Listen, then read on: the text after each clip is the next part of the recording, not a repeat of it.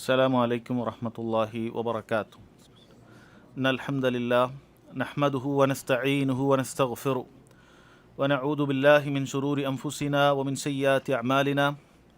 من يهده الله فلا مضل له ومن يضلل فلا هادي له. وأشهد أن لا إله إلا الله وحده لا شريك له وأشهد أن محمدا عبده ورسوله. يا أيها الذين آمنوا اتقوا الله حق تقاته ولا تموتن إلا وأنتم مسلمون. يا أيها الناس اتقوا ربكم الذي خلقكم من نفس واحدة وخلق منها زوجها وبث منهما رجالا كثيرا ونساء واتقوا الله الذي تساءلون به والأرحام إن الله كان عليكم رقيبا. يا أيها الذين آمنوا اتقوا الله وقولوا قولا سديدا يصلح لكم أعمالكم ويغفر لكم ذنوبكم ومن يطع الله ورسوله فقد فاز فوزا عظيما.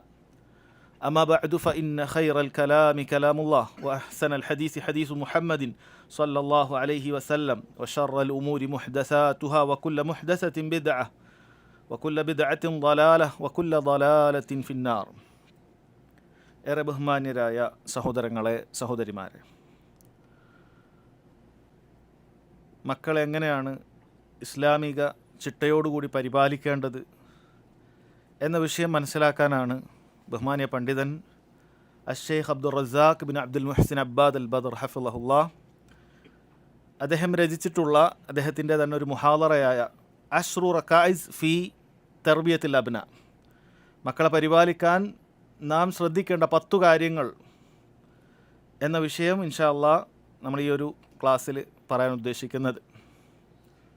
അല്ലാഹു സുബ്ഹാനഹു വ തആല നാം കേൾക്കുന്ന കാര്യങ്ങളെല്ലാം യഥാരൂപത്തിൽ മനസ്സിലാക്കാനും നമ്മുടെയൊക്കെ ജീവിതത്തിൽ അത് പ്രാവർത്തികമാക്കാനും തൗഫീക്ക് ചെയ്യുമാറാകട്ടെ. അല്ലാഹു അതുപോലെ തന്നെ നമ്മൾ കേൾക്കുന്ന എല്ലാ ഇൽമുകളും നമുക്ക് അനുകൂലമായി തീരാനും അതനുസരിച്ച് പ്രവർത്തിക്കാനുമുള്ള തൗഫീക്ക് അല്ലാഹു സുബ്ഹാനഹു വ തആല നമുക്ക് നൽകി അനുഗ്രഹിക്കുമാറാകട്ടെ. സഹോദരങ്ങളെ, അല്ലാഹു സുബ്ഹാനഹു വ തആല നമുക്ക് നൽകിയ അനേകം ഉത്തരവാദിത്തങ്ങളിൽ വളരെ പ്രധാനപ്പെട്ട ഒരു ഉത്തരവാദിത്തമാണ് നമുക്കൊക്കെ അവൻ അനുഗ്രഹിച്ച് നൽകുന്ന നമ്മുടെ മക്കളെന്നുള്ളത്. അവരെ അതുകൊണ്ട് തന്നെ കൃത്യമായി പരിപാലിക്കുക, അവർക്ക് മര്യാദ പഠിപ്പിക്കുക, അവർക്ക് വേണ്ട ആവശ്യ നിർദ്ദേശങ്ങൾ നൽകുക എന്നുള്ളതെല്ലാം അല്ലാഹു സുബ്ഹാനഹു വ തആല നമുക്ക് ബാധ്യതയാക്കിയിട്ടുള്ള കാര്യമാണ്. ഒരു വിശ്വാസിയെ സംബന്ധിച്ചിടത്തോളം അവനെ എന്ത് കാര്യങ്ങൾ ഏൽപ്പിച്ചാലും അത് ഉത്തരവാദിത്തത്തോടു കൂടി നിർവഹിക്കുക എന്നുള്ളത് അവനെ സംബന്ധിച്ചിടത്തോളം ബാധ്യതയായിട്ടുള്ള കാര്യമാണ്. സൂറത്തുൽ മആരിജിലും അതുപോലെ മറ്റൊരുപാട് സൂറത്തിലും അല്ലാഹു സുബ്ഹാനഹു വ തആല പറഞ്ഞ കാര്യമാണ്. മുഅ്മിനീങ്ങളുടെ വിശേഷണങ്ങൾ പറയുന്നിടത്ത് വല്ലദീന ഹും ലി അമാനാതിഹിം വ അഹ്ദിഹിം റാഊൻ, മുഅ്മിനീങ്ങൾ അവർക്ക് ഏൽപ്പിച്ചിട്ടുള്ള വിശ്വസിച്ചേൽപ്പിച്ചിട്ടുള്ള അമാനത്തുകളും അവരേർപ്പെട്ടിട്ടുള്ള കരാറുകളും റാഊൻ, അത് പാലിക്കുന്നവരാണ്, ലംഘിക്കുകയില്ല. അതൊരു വിശ്വാസിയുടെ ലക്ഷണത്തിൽപ്പെട്ടതാണ്. ഏത് കാര്യങ്ങളിലാകട്ടെ, കച്ചവടത്തിൻ്റെ കാര്യങ്ങളിലാകട്ടെ, മറ്റേത് നമ്മൾ വാക്കാലോ പ്രവർത്തിയാലോ ഏൽപ്പിക്കപ്പെട്ട നമ്മൾ ഏർപ്പെട്ടിട്ടുള്ള കരാറുകൾ അത് പാലിക്കൽ നമുക്ക് നിർബന്ധമാണ് എന്നുള്ളത് നമുക്കറിയപ്പെട്ട കാര്യമാണ്. സഹോദരങ്ങളെ, നമുക്കൊക്കെ അല്ലാഹു സുബ്ഹാനഹു വ തആല അനുഗ്രഹിച്ച് നൽകുന്ന മക്കൾ എന്ന് പറയുന്നത് ഈ ഇനത്തിൽപ്പെട്ട ഏറ്റവും വലിയൊരു അമാനത്താണ്. നമ്മുടെ മക്കളാണ്, നമുക്കിഷ്ടം പോലെ നമ്മൾ വളർത്തും. എൻ്റെ ഇഷ്ടമാണ്, എൻ്റെ മക്കളെ എങ്ങനെ വളർത്തണമെന്ന് ഞാനാണ് തീരുമാനിക്കുക, എനിക്കതിൻ്റെ സ്വാതന്ത്ര്യമുണ്ട് ആരും ധരിക്കാൻ പാടില്ല. മറിച്ച് ഓരോ മനുഷ്യനും, ആണാകട്ടെ പെണ്ണാകട്ടെ, അല്ലാഹു സുബ്ഹാനഹു വ തആല കുഞ്ഞായി അവന് നൽകിയിട്ടുണ്ട് എങ്കിൽ അതിനെ കൃത്യമായി പരിപാലിക്കുക, കൃത്യമായി അതിന് നൽകേണ്ട അല്ലാഹു സുബ്ഹാനഹു വ തആല പറഞ്ഞതുപോലെ അതിനെ പരിപാലിക്കുക എന്നുള്ളത് അവന് ബാധ്യതയായ കാര്യമാണ്, നിർബന്ധമായ കാര്യമാണ്, സുന്നത്തായ ഒരു കാര്യമല്ല അത്. അതുകൊണ്ട് സഹോദരങ്ങൾ വളരെ ഗൗരവത്തിൽ മനസ്സിലാക്കേണ്ട ഒരു വിഷയം തന്നെയാണ്. നോക്കൂ, അല്ലാഹു സുബ്ഹാനഹു വ തആല സൂറത്തു തഹ്രീമിൽ നമ്മൾ ഒരുപാട് കേട്ടിട്ടുള്ള ഒരായത്താണത്. വിശ്വാസികളെ വിളിച്ചുകൊണ്ട് പറയാണ്, യാ അയ്യുഹല്ലദീന ആമനു ഖു അൻഫുസകും വ അഹ്ലീകും നാറ, മുഅ്മിനീങ്ങളെ, വിശ്വാസം സ്വീകരിച്ചവരെ, നിങ്ങൾ നിങ്ങളെ നരകത്തിൽ നിന്നും കാക്കേണ്ടതുണ്ട്. അവിടെ നിർത്തിയില്ല, വ അഹ്ലീകും നാറ, നിങ്ങളുടെ കുടുംബത്തിൻ്റെ കാര്യത്തെയും അവരെയും നരകത്തിൽ നിന്നും രക്ഷിക്കുക, സ്വർഗത്തിലേക്ക് പോകേണ്ട മാർഗ്ഗങ്ങൾ അവർക്ക് പറഞ്ഞു കൊടുക്കുക എന്നുള്ളത് നിങ്ങൾക്ക് ബാധ്യതയാണ്. വഖൂദുഹൻ നാസു വൽ ഹിജാർ, ആ നരകത്തിൻ്റെ കാഠിന്യത്തെക്കുറിച്ച് അവിടെ ഓർമ്മപ്പെടുത്തുന്നുണ്ട്. അത് നമ്മളെ ഭയാനകത ഓർമ്മപ്പെടുത്തുന്നത് അത് നിർബന്ധ ബുദ്ധിയാൽ നമ്മൾ ചെയ്യുന്നതിന് വേണ്ടിയിട്ടാണ്. അതിലുള്ള ഇന്ധനം എന്ന് പറയുന്നത് കല്ലുകളാണ്. അലൈഹ മലായികത്തുൻ ഗിലാദുൻ ഷിദാദ്, അതിൽ പരുഷ സ്വഭാവികളായ മലക്കുകളുണ്ട്. നിങ്ങൾക്ക് അവരോട് എന്തെങ്കിലുമൊക്കെ പറഞ്ഞൊപ്പിച്ചുകൊണ്ട് പുറത്തേക്ക് കിടക്കാനൊന്നും സാധിക്കുകയില്ല. നരകത്തിൽ പ്രവേശിച്ചാൽ അള്ളാഹുവിൻ്റെ അനുമതിയില്ലാതെ ഒരാൾക്കും അവിടെ നിന്നും പുറത്തു കടക്കാൻ സാധിക്കുകയില്ല. അത്ര ഗൗരവമുള്ള കാര്യമാണ് നരകമെന്നുള്ളത് അള്ളാഹു സുബ്ഹാനഹു വ തആല പറയാൻ. മഹാന്മാരായ പണ്ഡിതന്മാരെല്ലാം തന്നെ ഈ ആയത്തിനെ അവർ വിശേഷിപ്പിക്കാറുള്ളത് ഇത് മക്കളെ പരിപാലിക്കേണ്ടതിൻ്റെ ബാധ്യത അറിയിക്കുന്ന അടിസ്ഥാനപരമായ ഒരു ആയത്താണിത്. അതായത് ഇതിൽ കുടുംബത്തിൻ്റെ കാര്യം പറഞ്ഞിരിക്കുന്നു. ഭാര്യയാകട്ടെ മക്കളാകട്ടെ ആ മുഴുവൻ കുടുംബത്തെയും പരിപാലിക്കൽ ഓരോ ഗൃഹനാഥനും ബാധ്യതയുണ്ട് എന്നറിയിക്കുന്ന കാര്യമാണിത്. മഹാനായ ഖലീഫ റാഷിദ് അലി ബിൻ അബി താലിബ് റളിയല്ലാഹു അൻഹു അദ്ദേഹം ഈ ആയത്തിനെ കുറിച്ച് പറഞ്ഞിട്ടുള്ളത് ഇമാം ത്വബരി അദ്ദേഹത്തിൻ്റെ തഫ്സീറിൽ കൊടുത്തത് കാണാൻ സാധിക്കും. അല്ലിമൂഹും വ അദ്ദിബൂഹും, അഥവാ നിങ്ങളുടെ കുടുംബത്തെ നിങ്ങൾ ദീന് പഠിപ്പിക്കേണ്ടതുണ്ട്, മര്യാദ പഠിപ്പിക്കേണ്ടതുണ്ട് എന്നാണ് ഇതിൻ്റെ അർത്ഥം. അവരെ നരകത്തിൽ നിന്ന് സൂക്ഷിക്കുക എന്ന് പറഞ്ഞാൽ എന്താണ് അതുകൊണ്ട് അർത്ഥമാക്കുന്നത്? സ്വർഗത്തിലേക്ക് പ്രവേശിക്കേണ്ടതായ കാര്യങ്ങൾ, അതിനെളുപ്പമാകുന്ന കാര്യങ്ങൾ, ദീൻ, അത് പഠിപ്പിച്ചു കൊടുക്കുക. എന്നാൽ ഇന്ന കാര്യങ്ങളെല്ലാം നരകത്തിലേക്ക് പോകുന്ന കാര്യമാണ്, അതിൽ നിന്ന് നമ്മൾ വിട്ടു നിൽക്കേണ്ടതുണ്ട്. എന്നാൽ ദീൻ അവരെ പഠിപ്പിക്കുക, ഇസ്ലാമിക മര്യാദകൾ അവർക്ക് പഠിപ്പിച്ചു കൊടുക്കുക എന്നുള്ളതാണ് ഇതുകൊണ്ട് ഉദ്ദേശിക്കുന്നത് എന്ന് മഹാനായ അലി ബിൻ അബി താലിബ് റളിയല്ലാഹു അൻഹു പറഞ്ഞത് നമുക്ക് കാണാൻ സാധിക്കും. അതുപോലെ സഹോദരങ്ങളെ, നബി സല്ലല്ലാഹു അലൈഹി വസല്ലം എത്ര ഗൗരവത്തോടു കൂടിയാണ് പറഞ്ഞിട്ടുള്ളത്. ഇമാം ബുഖാരിയൊക്കെ ഉദ്ധരിക്കുന്ന സ്വഹീഹായ ഹദീസ് ഇമാം മുസ്ലിം ഉദ്ധരിച്ചിട്ടുണ്ട്. ഈ ഹദീസിൽ കാണാൻ സാധിക്കും നബി സല്ലല്ലാഹു അലൈഹി വസല്ലം പറയാൻ, കുല്ലുക്കും റാഇൻ വ കുല്ലുക്കും മസ്ഊലുൻ അൻ റഇയ്യതിഹി, നിങ്ങൾ ഓരോരുത്തരും ഉത്തരവാദിത്തമുള്ളവരാണ്. നിങ്ങളുടെ കീഴിലുള്ള പ്രജകളെക്കുറിച്ച് നിങ്ങളോട് ചോദ്യം ചെയ്യപ്പെടും എന്ന് നബി സല്ലല്ലാഹു അലൈഹി വസല്ലം പറയാൻ. ഇത് കേൾക്കുമ്പോൾ നമ്മൾ വിചാരിക്കും ഇതൊരു രാജ്യത്തിൻ്റെ ഭരണാധികാരിയെക്കുറിച്ച് മാത്രമാണ്, അതെങ്കിൽ വലിയ വലിയ ഉത്തരവാദിത്തമുള്ളവരെക്കുറിച്ച് മാത്രമാണ് ഭരണാധികാരി, ഉത്തരവാദിത്തപ്പെട്ടവൻ എന്നിവിടെ പറയുന്നതെന്ന് ആരും ധരിക്കേണ്ടതില്ല. കാരണം നബി സല്ലല്ലാഹു അലൈഹി വസല്ലം ഇതിൽ ഓരോന്നും എണ്ണി പറഞ്ഞിട്ടുണ്ട്. ശരിയാണ്, ആദ്യം പറഞ്ഞിട്ടുള്ളത് രാജ്യത്തിൻ്റെ ഭരണാധികാരിയെക്കുറിച്ച് തന്നെയാണ്. അൽ ഇമാമു റാഇൻ വഹുവ മസ്ഊലുൻ അൻ റഇയ്യതിഹി, ഒരു ഇസ്ലാമിക രാജ്യത്തിൻ്റെ ഭരണാധികാരി അയാൾ ഉത്തരവാദിത്തമുള്ളവരാണ്. ആ നാട്ടിലുള്ള പ്രജകളെ ഇസ്ലാം അനുസരിച്ച് അവർക്ക് വേണ്ട നിയമങ്ങൾ മറ്റും ഉണ്ടാക്കി കൊടുക്കുക എന്നുള്ളത് അയാളുടെ ബാധ്യതയാണ്. അല്ലാഹു സുബ്ഹാനഹു വ തആല അവരെ ചോദ്യം ചെയ്യുന്നതാണ്. അതുപോലെ പറഞ്ഞു വറജുലു റാഇൻ ഫീ അഹ്ലിഹി, ഓരോ മനുഷ്യനും അവൻ്റെ കുടുംബത്തിലെ ഭരണാധികാരിയാണ്, ഓരോ മനുഷ്യനും അവൻ്റെ വീട്ടിലെ ഭരണാധികാരിയാണ്, ഉത്തരവാദിത്തമുള്ളവനാണ്. വഹു മസ്ഊലുൻ അൻ റഇയ്യതിഹി, അവൻ്റെ കുടുംബകാര്യത്തിൻ്റെ വിഷയത്തിൽ വഹു മസ്ഊലുൻ, അവൻ ചോദ്യം ചെയ്യപ്പെടുന്നതാണ്. പണ്ഡിതന്മാർ മസ്ഊൽ, ചോദ്യം ചെയ്യപ്പെടുന്നതാണ്. അല്ലാഹു സുബ്ഹാനഹു വ തആലയുടെ മുന്നിൽ ഈ കുടുംബത്തിൻ്റെ ഓരോ കാര്യം ചോദ്യം ചെയ്യപ്പെടും. അതാണ് നിസ്സാരമല്ല എന്ന് പറഞ്ഞത്. വഹു മസ്ഊലുൻ അൻ റഇയ്യതിഹി, എന്താ നിൻ്റെ ഭാര്യയോട് ഇത് പറഞ്ഞു കൊടുത്തില്ല? എന്താ നിൻ്റെ ഭാര്യ നിസ്കരിച്ചില്ല? മക്കൾ നിസ്കരിച്ചില്ല? ഒരുപാട് ഹറാമുകൾ വീട്ടിൽ നടന്നിട്ടുണ്ടല്ലോ. ഞാനറിയില്ല, അത് ഭാര്യ അങ്ങനെ ചെയ്തതാണ്, മക്കളിങ്ങനെ ചെയ്തതാണ് എന്ന് പറഞ്ഞ് കൈ കഴുകാൻ സാധിക്കുകയില്ല. വഹു മസ്ഊലുൻ അൻ റഇയ്യതിഹി, അവൻ്റെ കീഴിലുള്ള ഓരോരുത്തരെക്കുറിച്ചും ചോദ്യം ചെയ്യപ്പെടുന്നതാണ് എന്നാണ് പറഞ്ഞിട്ടുള്ളത്. അപ്പോൾ അത് കൃത്യമായി നിർവഹിച്ചാൽ മാത്രമേ നമുക്ക് ആ ചോദ്യം ചെയ്തതിൽ നിന്ന് രക്ഷപ്പെടാൻ സാധിക്കുകയുള്ളൂ. ഞാൻ പറഞ്ഞിട്ടുണ്ട്, എൻ്റെ അഭാവത്തിൽ അവർ എന്നെ വഞ്ചിച്ച് ചെയ്തതാണ്, ഞാൻ അറിയാതെ ചെയ്തതാണ് എന്ന് അവരെന്തെങ്കിലുമൊക്കെ അള്ളാഹുവിൻ്റെ ദീനിനെതിരെ ചെയ്തിട്ടുണ്ടെങ്കിൽ നമുക്കത് പറയാൻ സാധിക്കണം. ഞാൻ പറഞ്ഞിട്ടുണ്ട്, എൻ്റെ ഉത്തരവാദിത്വം വളരെ ഭംഗിയായി നിർവഹിച്ചിട്ടുണ്ട്, അതല്ലെങ്കിൽ സഹോദരങ്ങളെ ചോദ്യം ചെയ്യപ്പെടുന്നതാണ്. അതുപോലെ തന്നെ വീട്ടിലെ പെണ്ണും വൽ മർഅതു റാഇയ ഫി ബൈതി സൗജിഹാ വഹിയ മസ്ഊലത്തുൻ അൻ റഇയ്യതിഹാ, തൻ്റെ ഭർത്താവിൻ്റെ വീട്ടിലെ ഭരണമേൽപ്പിക്കപ്പെട്ട ഏൽപ്പിക്കപ്പെട്ടവളാണ് ഓരോ പെണ്ണും. ആ വീട്ടിൽ നടക്കുന്ന കാര്യത്തെക്കുറിച്ച് അവൾക്കും ചോദ്യമുണ്ട്. വൽ ഖാദിമു റാഇൻ ഫി മാലി സയ്യിദിഹി വഹുവ മസ്ഊലുൻ അൻ റഇയ്യതിഹി, അതുപോലെ ഒരു മുതലാളിയുടെ കീഴിൽ ജോലി ചെയ്യുന്ന ഓരോ ഖാദിമുകളും, ഓരോ ഭൃത്യന്മാരും അവർക്ക് അവരുടെ മുതലാളിയുടെ സ്വത്തുമായി ബന്ധപ്പെട്ട കാര്യങ്ങൾ, അല്ലെങ്കിൽ ഓരോ കമ്പനിയിൽ ജോലി ചെയ്യുന്നവരൊക്കെ ഇത് ശ്രദ്ധിക്കേണ്ട കാര്യം തന്നെയാണ്. ഓരോ ജോലി, ഒരു ചെറിയൊരു കടയാണ് ഒരാൾ ഏൽപ്പിച്ചിട്ടുള്ളത്, ഒരു ബക്കാലയാണ് ഏൽപ്പിച്ചിട്ടുള്ളത് വിചാരിക്കുക, തൻ്റെ മുതലാളിയാണ് ഏൽപ്പിച്ചിട്ടുള്ളത്.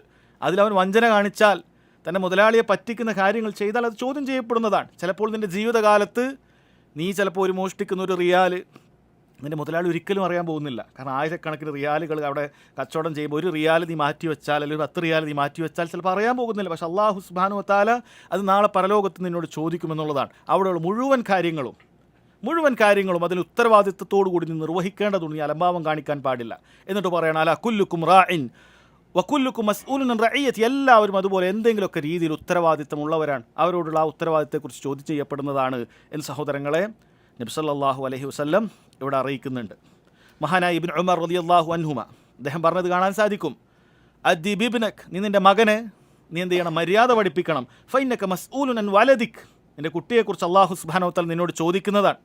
മാദാ അദ്ദബ്തഹു വമാദാ അല്ലംതഹു, എന്ത് മര്യാദയാണ് പഠിപ്പിച്ചത്, ദീനിൻ്റെ എന്ത് ഇൽമാണ് നീ അവന് പകർന്നു നൽകിയത്, അള്ളാഹു സുബ്ഹാനഹു വ തആല ചോദിക്കുന്നതാണ് എന്ന് മഹാനായ ഇബ്നു ഉമർ റളിയല്ലാഹു അൻഹുമ അദ്ദേഹം പറഞ്ഞത് കാണാൻ സാധിക്കും. അതുകൊണ്ട് സഹോദരങ്ങൾ, നിസ്സാരമായ കാര്യമല്ല മക്കൾക്ക് ദീനിൻ്റെ വിജ്ഞാനങ്ങൾ പകർന്നു കൊടുക്കുക, വിശിഷ്യ അതിൽ നിർബന്ധമായ കാര്യങ്ങൾ പഠിപ്പിച്ചു കൊടുക്കുക എന്നുള്ളത് വളരെ ഗൗരവത്തിൽ മനസ്സിലാക്കേണ്ട കാര്യമാണ് എന്ന് നമ്മൾ അറിയുക.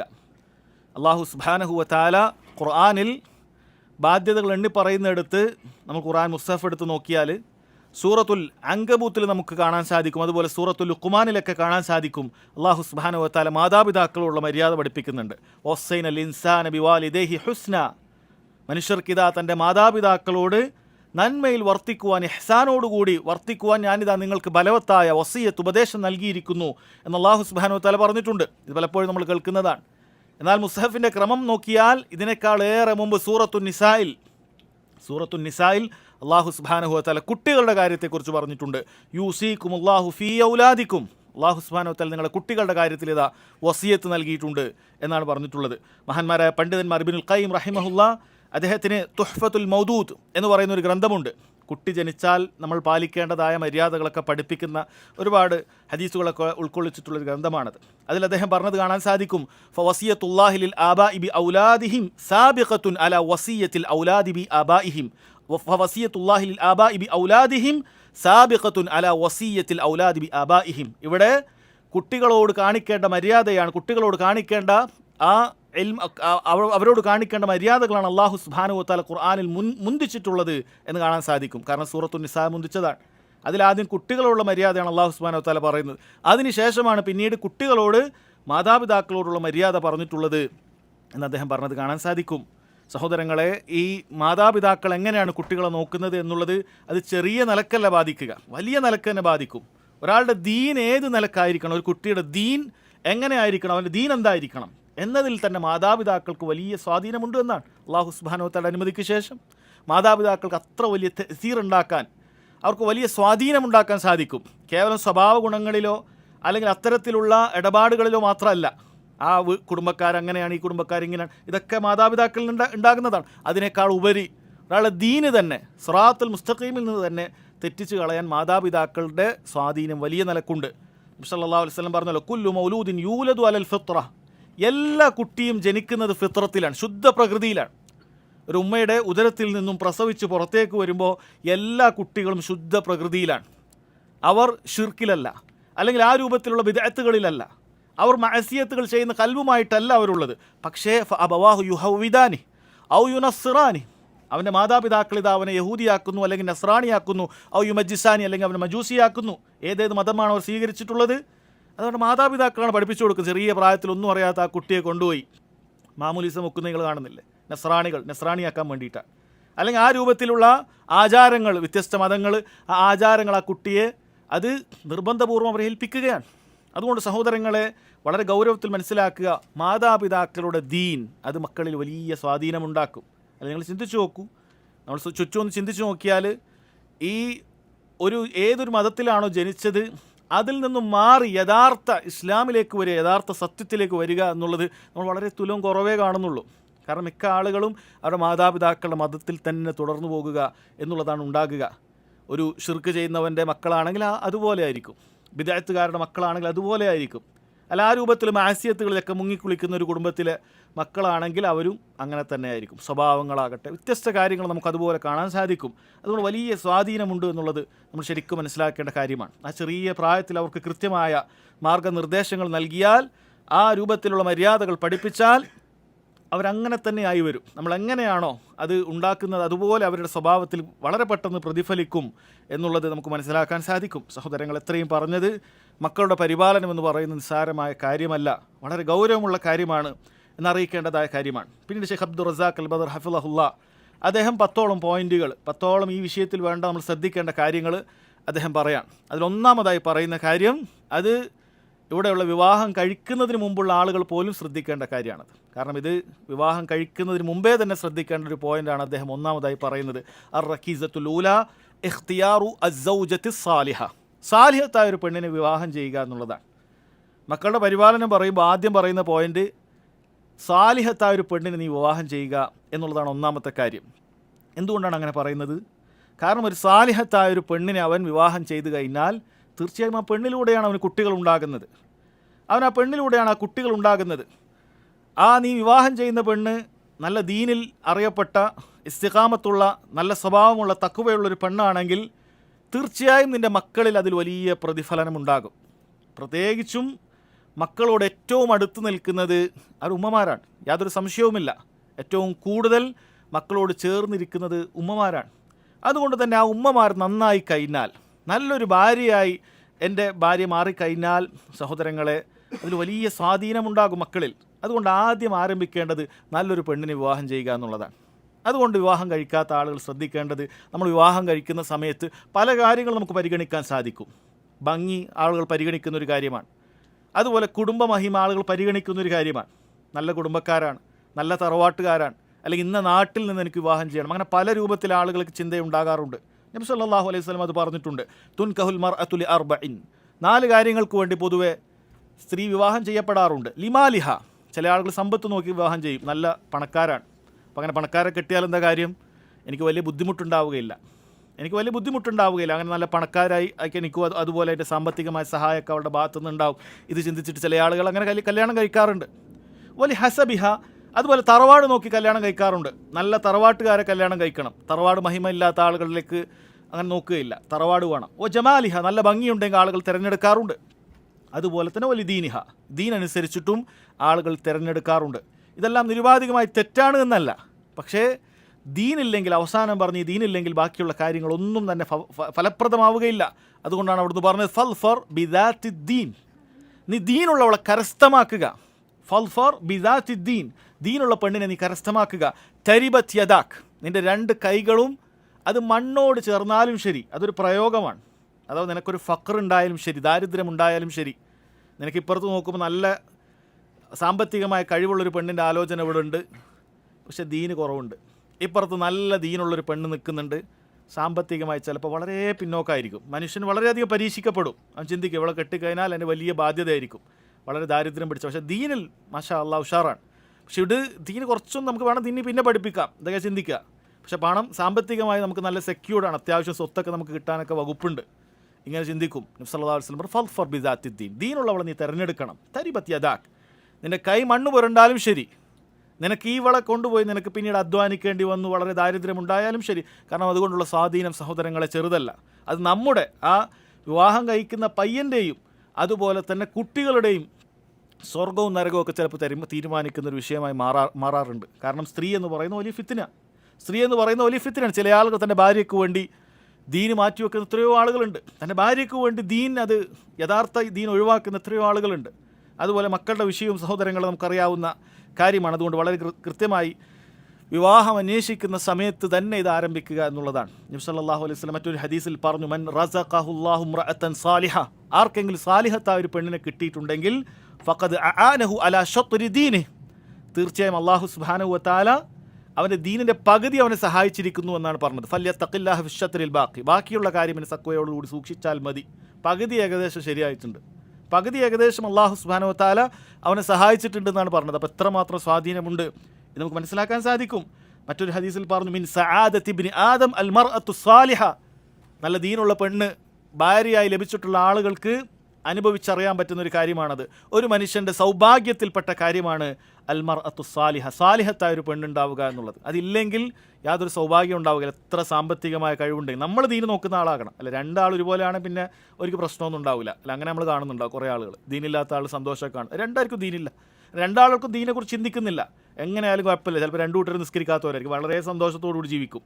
അപ്പോൾ അവർക്ക് വലിയ പ്രശ്നം ഉണ്ടായി തോന്നുകയില്ല. പക്ഷെ ദീനനുസരിച്ച് ദീന് വേണമെന്ന് മനസ്സിലാക്കിയ ഒരാളെ സംബന്ധിച്ചിടത്തോളം ദീനില്ലാത്തൊരു പെണ്ണ്, അവൾ എത്ര വലിയ സാമ്പത്തികമായ ബാക്ക്ഗ്രൗണ്ട് ഉള്ളവളാകട്ടെ, എത്ര വലിയ സൗന്ദര്യവതിയാകട്ടെ, അവൻ സന്തോഷത്തോടുകൂടി ജീവിക്കാനേ സാധിക്കുകയില്ല. വളരെയധികം ഞെരുക്കങ്ങളും പ്രയാസങ്ങളും ആയിരിക്കും, മുന്നോട്ട് പോകാൻ വലിയ പ്രയാസമായിരിക്കും. അതാണ് നബി സല്ലല്ലാഹു അലൈഹി വസല്ലം ഒരു മനുഷ്യന് കിട്ടുന്ന ഏറ്റവും വലിയ സആദത്താണ്, സൗഭാഗ്യത്തിൽപ്പെട്ടതാണ് സ്വാലിഹത്തായ ഒരു പെണ്ണിനെ കിട്ടുക എന്നുള്ളത്. അതുകൊണ്ട് സഹോദരങ്ങളെ, ഒന്നാമത്തെ കാര്യം എന്ന് വെച്ച് കഴിഞ്ഞാൽ അത് നല്ലൊരു പെണ്ണിനെ തിരഞ്ഞെടുക്കുക എന്നുള്ളതാണ്. അതുപോലെ തന്നെ മക്കളാകാത്ത ആളുകളുണ്ട് എങ്കിലും അവർക്ക് ശ്രദ്ധിക്കാവുന്ന കാര്യം, നിൻ്റെ മക്കളാകുന്നതിന് മുമ്പ് നിൻ്റെ ഭാര്യയെ നീ നന്നായി ദീൻ പഠിപ്പിക്കുക. നിൻ്റെ ഭാര്യയ്ക്കൊരു ദീനും ഇല്ലെങ്കിൽ നിനക്ക് ജനിക്കാൻ പോകുന്ന കുട്ടികളെ നോക്കേണ്ടവളാണ് ഇവൾ. നിൻ്റെ ഭാര്യയെ നീ ഒന്നിനും കൊണ്ടുപോകുന്നില്ല. അല്ലെ, ചില ആളുകൾ അങ്ങനെയാണ്, ഭാര്യ അങ്ങനെ അവിടെ മാറ്റി വെക്കും, ഇവൻ മാത്രം ഇങ്ങനെ ദീൻ്റെ കാര്യങ്ങളൊക്കെ പഠിച്ച് ഇവൻ മാത്രം ദീനിയായ കാര്യങ്ങളിലൊക്കെ മുന്നേറും. ഭാര്യ അത്തരം കാര്യങ്ങളിലൊന്നും പ്രോത്സാഹിപ്പിക്കുകയില്ല, അത്തരം മജ്ലിസുകളിലേക്ക് കൊണ്ടുവരികയില്ല, അല്ലെങ്കിൽ അത്തരം കാര്യങ്ങളുമായി യാതൊരു ബന്ധം അവൾക്ക് ഉണ്ടാവുകയില്ല. ചിലപ്പോൾ ദീനിയായ ഒരാളുമായിട്ട് ബന്ധമില്ലാത്ത എത്രയോ ആളുകളെ കാണാൻ സാധിക്കും. ഭാര്യ അത് അവൾ അങ്ങനെ അവിടെ അടുക്കളയിൽ പണിയും മറ്റുമൊക്കെ ആയിട്ടും അവൾക്ക് ദീനിയായിട്ട് ഒരാളെ അറിയില്ല. അങ്ങനെയുള്ള ആളുകളുണ്ടാകും. പിന്നീട് അവർക്ക് അനുഭവിക്കേണ്ടി വരും, കാരണം അവർക്ക് ദീനിനെക്കുറിച്ചൊന്നും അറിയില്ല. ചിലപ്പോൾ ഖുർആൻ പോലും ഓതാൻ അറിയാത്ത പെണ്ണായിരിക്കും, ഒരു ഫാത്തിഹ പോലും ഓതാൻ അറിയാത്തവളായിരിക്കും. എങ്ങനെയാണ് കുട്ടിയെ പഠിപ്പിക്കുക? എങ്ങനെയാണ് ദീൻ അനുസരിച്ചിട്ട് മക്കളെ വളർത്തുക? അതുകൊണ്ട് കുട്ടികളെ മര്യാദ പഠിപ്പിക്കാൻ, കുട്ടികളെ യഥാർത്ഥ രൂപത്തിൽ ഇസ്ലാമികമായി പഠിപ്പിക്കണമെങ്കിൽ അത് ഭാര്യയിൽ നിന്ന് തുടങ്ങണം എന്നതാണ് സഹോദരങ്ങളെ ഒന്നാമത്തെ പോയിന്റിൻ്റെ അർത്ഥം. രണ്ടാമത്തെ കാര്യം അദ്ദേഹം പറയുന്നു, അറക്കീസത്തു സാനിയ ഗർസു അൽ അഖീദ വൽ ഈമാൻ. യഥാർത്ഥ വിശ്വാസവും ഈമാനും അതുപോലെ അഖീദയും ഈമാനും വിശ്വാസമൊക്കെ അത് നട്ടുപിടിപ്പിക്കുക എന്നുള്ളതാണ്. അത് കുട്ടികളിൽ ആദ്യം നമ്മൾ ആരംഭിക്കേണ്ടത് അവരോട് കുട്ടികളുടെ പരിപാലനം എന്ന് പറഞ്ഞാൽ അത് വിശ്വാസ കാര്യങ്ങളിലാണ് ആരംഭിക്കേണ്ടത്. ചിലപ്പോൾ നമ്മൾ പൊതുവെ പാരൻറ്റിങ് ക്ലാസ് എന്നൊക്കെ പറഞ്ഞ് പലരും പോയി പാരൻറ്റിങ് എങ്ങനെയാണ് കുട്ടികളെ നോക്കേണ്ടത്, അങ്ങനെയുള്ള പ്രിൻസിപ്പിൾസ് പഠിക്കാൻ വേണ്ടി പാരൻറ്റിങ്ങിന് വേണ്ടി പോകും. അവിടെ അങ്ങനെ പറഞ്ഞു കൊടുക്കുക, അങ്ങനെയുള്ള കുറേ മോഡേൺ തിയറികളായിരിക്കും, മനുഷ്യർ കണ്ടുപിടിച്ച തിയറികളായിരിക്കും. ഇതുകൊണ്ടൊന്നും യാതൊരു ഫലം ഉണ്ടാകാൻ പോകുന്നില്ല. ഇസ്ലാമികമായ യഥാർത്ഥ വിശ്വാസം സഹോദരങ്ങളെ അത് കുട്ടികൾക്ക് അവിടെയാണ് ആരംഭിക്കേണ്ടത്. അവർക്ക് അള്ളാഹു സുബ്ഹാനഹു വ തആലയെക്കുറിച്ച് പറഞ്ഞു കൊടുക്കണം, അള്ളാഹുവിൻ്റെ ദീനിനെക്കുറിച്ച് പറഞ്ഞു കൊടുക്കണം, റസൂലുള്ളാഹി സ്വല്ലല്ലാഹു അലൈഹി വസല്ലമയെക്കുറിച്ച് പറഞ്ഞു കൊടുക്കണം. അങ്ങനെ യഥാർത്ഥ വിശ്വാസം അവരുടെ ഹൃദയത്തിൽ ഉണ്ടായിരിക്കേണ്ടതുണ്ട്. കാരണം വിശ്വാസം എന്ന് പറഞ്ഞാൽ നിങ്ങൾ പലതവണ കേട്ടിട്ടുള്ളൊരു കാര്യമാണ്. ഒരു വിശ്വാസത്തിൻ്റെ അതിൻ്റെ എത്രമാത്രം അതിന് സ്ഥാനമുണ്ടെന്ന് മനസ്സിലാക്കണമെങ്കിൽ ഒരു കെട്ടിടത്തെക്കുറിച്ച് ഉപമ പറയുകയാണെങ്കിൽ ആ കെട്ടിടത്തിൻ്റെ തറക്ക് എത്രമാത്രം, അതിൻ്റെ ഫൗണ്ടേഷൻ എത്രമാത്രം പ്രാധാന്യമുണ്ടെന്ന് ചിന്തിച്ചാൽ മതി. അല്ല, ഫൗണ്ടേഷൻ ഇപ്പോൾ കേടാണെങ്കിൽ കെട്ടിടം എത്ര കെട്ടി ഉയർത്തിയാലും അത് ഏത് നേരവും നിലമ്പൊത്തും, യാതൊരു സംശയമില്ല. അതുപോലെ തന്നെ ഒരു മരത്തിനെക്കുറിച്ച് നമ്മൾ അതിനെ താരതമ്യം ചെയ്യുകയാണെങ്കിൽ അതിൻ്റെ വേരിനോടാണ് വിശ്വാസത്തിന് ഉപമിക്കാൻ സാധിക്കുക. വേര് മോശമായാൽ എത്ര വലിയ മരമാണെങ്കിലും വേര് ചീഞ്ഞു പോയാൽ മരം പെട്ടെന്ന് പൊതിഞ്ഞ് താഴുന്നത് കാണാൻ സാധിക്കും. ആ മരത്തിൻ്റെ ബലമോ അതിന് വലിയ വലിയ ശിഖരങ്ങളോ അതിന് ആകാശത്തേക്ക് മുട്ടി നിൽക്കുന്ന ശിഖരങ്ങളോ ഒന്നും അതിന് ഫലം ചെയ്യുകയില്ല. വേര് പോയാൽ ആ മരം ഒന്നാകെ നിലംപതിക്കും. അതുപോലെ തന്നെയാണ് വിശ്വാസം എന്ന് പറയുന്നത്. നമ്മൾ ബാക്കിയുള്ള എല്ലാ കാര്യങ്ങളും ഉണ്ടാക്കിയിട്ടുണ്ട്, വിശ്വാസം ശരിയില്ല. ഇസ്ലാമികമായ പല കാര്യങ്ങളൊക്കെ മനസ്സിലാക്കി, പല കാര്യങ്ങളൊക്കെ വളരെ നമ്മൾ വലിയ സ്വഭാവ മഹിമകൾ ആളുകളെ കണ്ടാൽ നല്ല ചിരിക്കുക, അങ്ങനെയൊക്കെ നമ്മൾ പഠിപ്പിച്ചു കൊടുത്തു. വിശ്വാസമൊന്നും പഠിപ്പിച്ചു കൊടുത്തിട്ടില്ല എങ്കിൽ സഹോദരങ്ങൾ അതുകൊണ്ട് യാതൊരു കാര്യവുമില്ല. നിങ്ങൾ നോക്കൂ, അല്ലാഹു സുബ്ഹാനഹു വ തആല ആദ്യം കുട്ടികൾക്ക് പഠിപ്പിച്ചു കൊടുക്കേണ്ടത് വിശ്വാസമാണ് എന്ന് നമുക്ക് വളരെ കൃത്യമായി ഖുർആനിൽ പഠിപ്പിച്ചു തന്നിട്ടുണ്ട്. സൂറത്തുൽ ലുഖ്മാൻ നമ്മൾ എടുത്തു നോക്കണം. ഈ വിഷയവുമായി ബന്ധപ്പെട്ട് നമുക്ക് ഏറെ സഹായകമാകുന്ന ഒരു കാര്യമാണ് സൂറത്തുൽ ലുഖ്മാൻ 31-ാമത്തെ അധ്യായം. അതിൽ 2-ാമത്തെ പേജ് നിങ്ങളൊന്ന് എടുത്തു നോക്കുക. സൂറത്തുൽ ലുഖ്മാനിൽ അല്ലാഹു സുബ്ഹാനഹു വ തആല ലുഖ്മാൻ തൻ്റെ മകന് നൽകുന്ന ചില ഉപദേശങ്ങൾ അവിടെ പറയുന്നുണ്ട്. ലുഖ്മാൻ തൻ്റെ മകന് നൽകുന്ന ചില ഉപദേശങ്ങൾ അവിടെ പറയുന്നുണ്ട്. ലുഖ്മാൻ അദ്ദേഹം നബിയാണോ അതല്ല സാലിഹീങ്ങളിൽപ്പെട്ട ഒരു വ്യക്തിയാണോ എന്നുള്ളത് പണ്ഡിതന്മാർക്കിടയിൽ അഭിപ്രായ വ്യത്യാസമുണ്ട്. പല പണ്ഡിതന്മാരും പറഞ്ഞിട്ടുള്ളത് അദ്ദേഹം സാലിഹ്യങ്ങളിൽപ്പെട്ട ഒരാളാണ് എന്നാണ്, നബിയാണ് എന്ന് പറയാനുള്ള തെളിവില്ല എന്ന് പറഞ്ഞത് കാണാൻ സാധിക്കും. എന്ന് തന്നെയാലും ലുഖ്മാൻ അദ്ദേഹം തൻ്റെ മകന് നൽകുന്ന ഉപദേശം അല്ലാഹു സുബ്ഹാനഹു വ തആല ഖുർആനിൽ ഒരു പേജ് അതിന് മാറ്റിവെച്ചിരിക്കുകയാണ്. ഒരു പേജിൽ ഒരു ആയത്ത് കുറവുണ്ടാവും, അത്രയും അല്ലാഹു സുബ്ഹാനഹു വ തആല മാറ്റിവെച്ചത് സഹോദരങ്ങൾ വെറുതെ അല്ല. അതെല്ലാ മാതാപിതാക്കൾക്കും അവരെങ്ങനെയാണ് കുട്ടികളോട് ഉപദേശിച്ച് തുടങ്ങേണ്ടത്, അതിൻ്റെ ക്രമം എന്താണ് എന്ന് പഠിപ്പിക്കുന്നതിന് വേണ്ടി അല്ലാഹു സുബ്ഹാനഹു വ തആല മാറ്റിവെച്ചിട്ടുള്ള ഒരു പേജ് തന്നെയാണ് സൂറത്തുൽ ലുഖ്മാനിൽ 2-ാമത്തെ പേജ്. നോക്കൂ, അതിൽ അല്ലാഹു സുബ്ഹാനഹു വ തആല ആദ്യമായി ലുഖ്മാനിൻ്റെ ഉപദേശം എന്താണ് പറഞ്ഞിട്ടുള്ളത്? വഇദ് ഖാല ലുഖ്മാനു ലിബ്നിഹി വഹുവ യഅ്ലുഹു. ലുഖ്മാൻ തൻ്റെ മകനോട് സതുപദേശം നടത്തവേ ലുഖ്മാൻ അലൈഹി സ്വലാത്തു വസ്സലാം അദ്ദേഹം പറയുന്ന കാര്യം, യാ ബുനയ്യ ലാ തുശ്രിക് ബില്ലാഹ് ഇന്ന ശിർക ലദുൽമുൻ അളീം. ഒന്നാമത് പറഞ്ഞ കാര്യം അതാ, മകനെ നീ അള്ളാഹുവിൽ പങ്കു ചേർക്കാൻ പാടില്ല, ഷിർക്ക് ചെയ്യാൻ പാടില്ല. ഇന്ന ശിർക ലദുൽമുൻ അളീം. കാരണം ഷിർക്ക് എന്ന് പറയുന്നതാണ് ഏറ്റവും വലിയ അക്രമം എന്ന് അല്ലാഹു സുബ്ഹാനഹു വ തആല ലുഖ്മാനിൻ്റെ വാചകങ്ങൾ നമുക്ക് പറഞ്ഞു തരികയാണ്. അപ്പോൾ ആദ്യം ആരംഭിച്ചിട്ടുള്ളത് സഹോദരങ്ങളെ ഷിർക്കാണ്. തൗഹീദിനെ കുറിച്ചാണ് ആദ്യം പഠിപ്പിച്ചു കൊടുക്കുന്നത്. കാരണം ഷിർക്ക് നിൻ്റെ ജീവിതത്തിൽ സംഭവിച്ചാൽ ബാക്കി എന്തുണ്ടായിട്ടും കാര്യമില്ല. ഏറ്റവും വലിയ അക്രമം എന്ന് പറയുന്നത് അത് ഷിർക്കാണ്. നമുക്ക് പല അക്രമങ്ങളും അറിയാം. കൊലപാതകം വലിയ അക്രമമാണ് എന്നറിയാം, പിടിച്ചുപറി അക്രമമാണെന്നറിയാം, മോഷണം അക്രമമാണെന്നറിയാം. എന്നാൽ അതിനേക്കാളൊക്കെ ഏറ്റവും വലിയ അക്രമം എന്ന് പറയുന്നത് അത് അല്ലാഹു സുബ്ഹാനഹു വ തആലയുടെ ഹക്കിൽ നീ കാണിക്കുന്ന ഈ അക്രമം തന്നെയാണ്, ഷിർക്ക് എന്ന് പറയുന്ന അക്രമം തന്നെയാണ് എന്ന് അല്ലാഹു സുബ്ഹാനഹു വ തആലയോട് പറയാണ്. ഒന്നാമത്തെ കാര്യം സഹോദരങ്ങളെ ഇവിടെ ലുഖ്മാൻ പഠിപ്പിച്ചു കൊടുക്കുന്നത് ഈ ഷിർക്കിൻ്റെ കാര്യമാണ്. അപ്പോൾ നമ്മളൊക്കെ ചിന്തിക്കേണ്ട കാര്യമാണ്, മക്കളോടൊക്കെ എപ്പോഴെങ്കിലും ഷിർക്ക് എന്താണ്, തൗഹീദ് എന്താണ് എന്ന കാര്യം നമ്മൾ പഠിപ്പിച്ചു കൊടുത്തിട്ടുണ്ടോ? നമ്മൾ ചിന്തിക്കേണ്ട കാര്യമാണത്. ചെറിയ പ്രായത്തിൽ തന്നെ അവർക്ക് തൗഹീദ് എന്താണ് എന്ന് പറഞ്ഞു കൊടുക്കണം. ആ തൗഹീദിൻ്റെ നിർവചനം ഇന്നതാണ് എന്ന് ഹിഫ്ളാക്കിപ്പിക്കണം എന്നത് മാത്രമല്ല ഉദ്ദേശിക്കുന്നത്, അതല്ല അതിൻ്റെ പ്രധാനപ്പെട്ട ഉദ്ദേശം. മറിച്ച് എന്താണ് തൗഹീദ് എന്ന് പറഞ്ഞാൽ എന്താണ് മക്കളെ? ഈ കാണുന്ന ആളുകളൊക്കെ എന്താണ് ഈ ചെയ്തുകൊണ്ടിരിക്കുന്നത്? ഇതാ വിഗ്രഹങ്ങളോട് ആരാധിക്കുന്നവരുണ്ട്, കുരിശൻ്റെ മുന്നിൽ പ്രാർത്ഥിക്കുന്നവരുണ്ട്, ഇങ്ങനെ കെട്ടിയുയർത്തിയ ജാറങ്ങളുടെ മുന്നിലൊക്കെ പോയി കരയുന്നവരുണ്ട്. ഇവരൊക്കെ എന്താണ് ഈ ചെയ്തുകൊണ്ടിരിക്കുന്നത്? എത്ര വലിയ നന്ദികേടാണ്, എത്ര വലിയ അക്രമമാണ് ഇവർ ചെയ്തുകൊണ്ടിരിക്കുന്നത്. ഇങ്ങനെ ചെയ്യാൻ പാടില്ല. നമ്മളെ സൃഷ്ടിച്ചത് അള്ളാഹുവാണ്, നമുക്ക് പരിപാലിക്കുന്ന അള്ളാഹുവാണ്, നമ്മുടെ സദാ നമുക്ക് വേണ്ട അനുഗ്രഹങ്ങൾ ചൊരിഞ്ഞു തരുന്നത് അള്ളാഹുവാണ്. ആ അള്ളാഹുവിനോട് മാത്രമേ നമ്മൾ സഹായം തേടാനും പ്രാർത്ഥിക്കാനും നമ്മുടെ ഇബാദത്തുകൾ മുഴുവനും അർപ്പിക്കാനും പാടുള്ളൂ എന്ന് നമ്മൾ വളരെ കൃത്യമായി പറഞ്ഞു കൊടുക്കേണ്ട കാര്യമാണ്. അള്ളാഹു സുബ്ഹാനഹു വ തആല ഒന്നാമത്തെ ഉപദേശം അതാണ് പറഞ്ഞു കൊടുത്തിട്ടുള്ളത്. അതായത് ഷിർക്ക്. അതൊന്നും നമ്മളെങ്ങനെ കുട്ടികളോട് പറയാം? തൗഹീദ് ഒക്കെ എങ്ങനെയാണ് കുട്ടികളോട് പറയുക? അങ്ങനെയൊക്കെ ചിലർ ചിന്തിക്കും. അവർക്ക് മനസ്സിലാവുമെന്നാണ്. ഇല്ല, അവർക്ക് ഏറ്റവും ആദ്യം മനസ്സിലാക്കുന്ന കാര്യം അത് തന്നെയാണ്. അതുകൊണ്ട് ഒന്നാമത്തെ കാര്യം സഹോദരങ്ങളെ അതാണ്. നോക്കൂ, അതുപോലെ തന്നെ അഖീദപരമായ കാര്യം തന്നെയാണ് അടുത്തത് പറഞ്ഞു കൊടുക്കുന്നത്. നിസ്കാരം പറയുന്നതിന് മുമ്പൊക്കെ ഇതിൽ പറയുന്ന കാര്യം എന്താണ്? യാ ബുനയ്യ ഇന്നഹാ ഇൻ തകും മിസ്ഖാല ഹബ്ബത്തിൻ മിൻ ഖർദലിൻ ഫതകുൻ ഫീ സഖറത്തിൻ ഔ ഫിസ് സമാവാതി ഔ ഫിൽ അർദ് യഅതി ബിഹല്ലാഹ് ഇന്നല്ലാഹ ലത്തീഫുൻ ഖബീർ. മകനെ, ഒരു നിസ്സാരമായൊരു കാര്യം, അതൊരു മിസ്ഖാല ഹബ്ബത്തിന്, ഒരു ധാന്യമണിയുടെ നിസ്സാരമായൊരു കാര്യമാകട്ടെ, എന്നിട്ട് നീ അതൊരു പാറക്കുള്ളിൽ വെച്ച് ചെയ്തു, നന്മയാകട്ടെ തിന്മയാകട്ടെ, നിൻ്റെ ഒരു പ്രവൃത്തി ഒരു പാറയുടെ ഉള്ളിൽ തുറന്നുകൊണ്ട് നീ അതിൻ്റെ ഉള്ളിൽ പോയി ചെയ്തു, ആരും അത് കാണാൻ പോകുന്നില്ല. ആകാശത്ത് എവിടെയെങ്കിലുമൊക്കെ പോയി നീ ചെയ്തു, ഭൂമിയിൽ എവിടെയെങ്കിലുമൊക്കെ മാറി നീ ചെയ്താൽ യഅതി ബിഹല്ലാഹ്, നീ ചെയ്ത് അല്ലാഹു സുബ്ഹാനഹു വ തആല കൊണ്ടുവരിക തന്നെ ചെയ്യും. കാരണം ഇന്നല്ലാഹ ലത്തീഫുൻ ഖബീർ, എല്ലാം സസൂക്ഷ്മമായി അറിയുന്ന ലത്തീഫും ഖബീറുമാണ് അല്ലാഹു സുബ്ഹാനഹു വ തആല. ഇതാണ് ലുക്മാൻ യാ ബുനയ്യ, പൊന്നുമകനെ എന്ന് പറഞ്ഞിട്ട് പഠിപ്പിക്കുന്നത്. കാരണം ഇത് പഠിപ്പിച്ചു കൊടുത്തു കഴിഞ്ഞാൽ പിന്നെന്തുണ്ടാവില്ല അല്ലെ? മാതാപിതാക്കളുടെ അഭാവത്തിൽ കുട്ടികൾ മോശമാകുന്ന അവസ്ഥ പലപ്പോഴും ഉണ്ടാകാറുണ്ട്. ഉപ്പയും ഉമ്മയും കാണുമ്പോൾ അവർ നന്നായിരിക്കും, ഉമ്മയുടെ അഭാവത്തിൽ അവരെന്ത് ചെയ്യും? ഏറ്റവും മോശപ്പെട്ട അവസ്ഥയിലേക്കൊക്കെ പോകും. അപ്പോൾ അവരെ പഠിപ്പിക്കേണ്ട കാര്യം ഇതാണ്: മകനെ, നീ എനിക്ക് വേണ്ടിയിട്ടല്ല ഇത് ചെയ്യേണ്ടത്.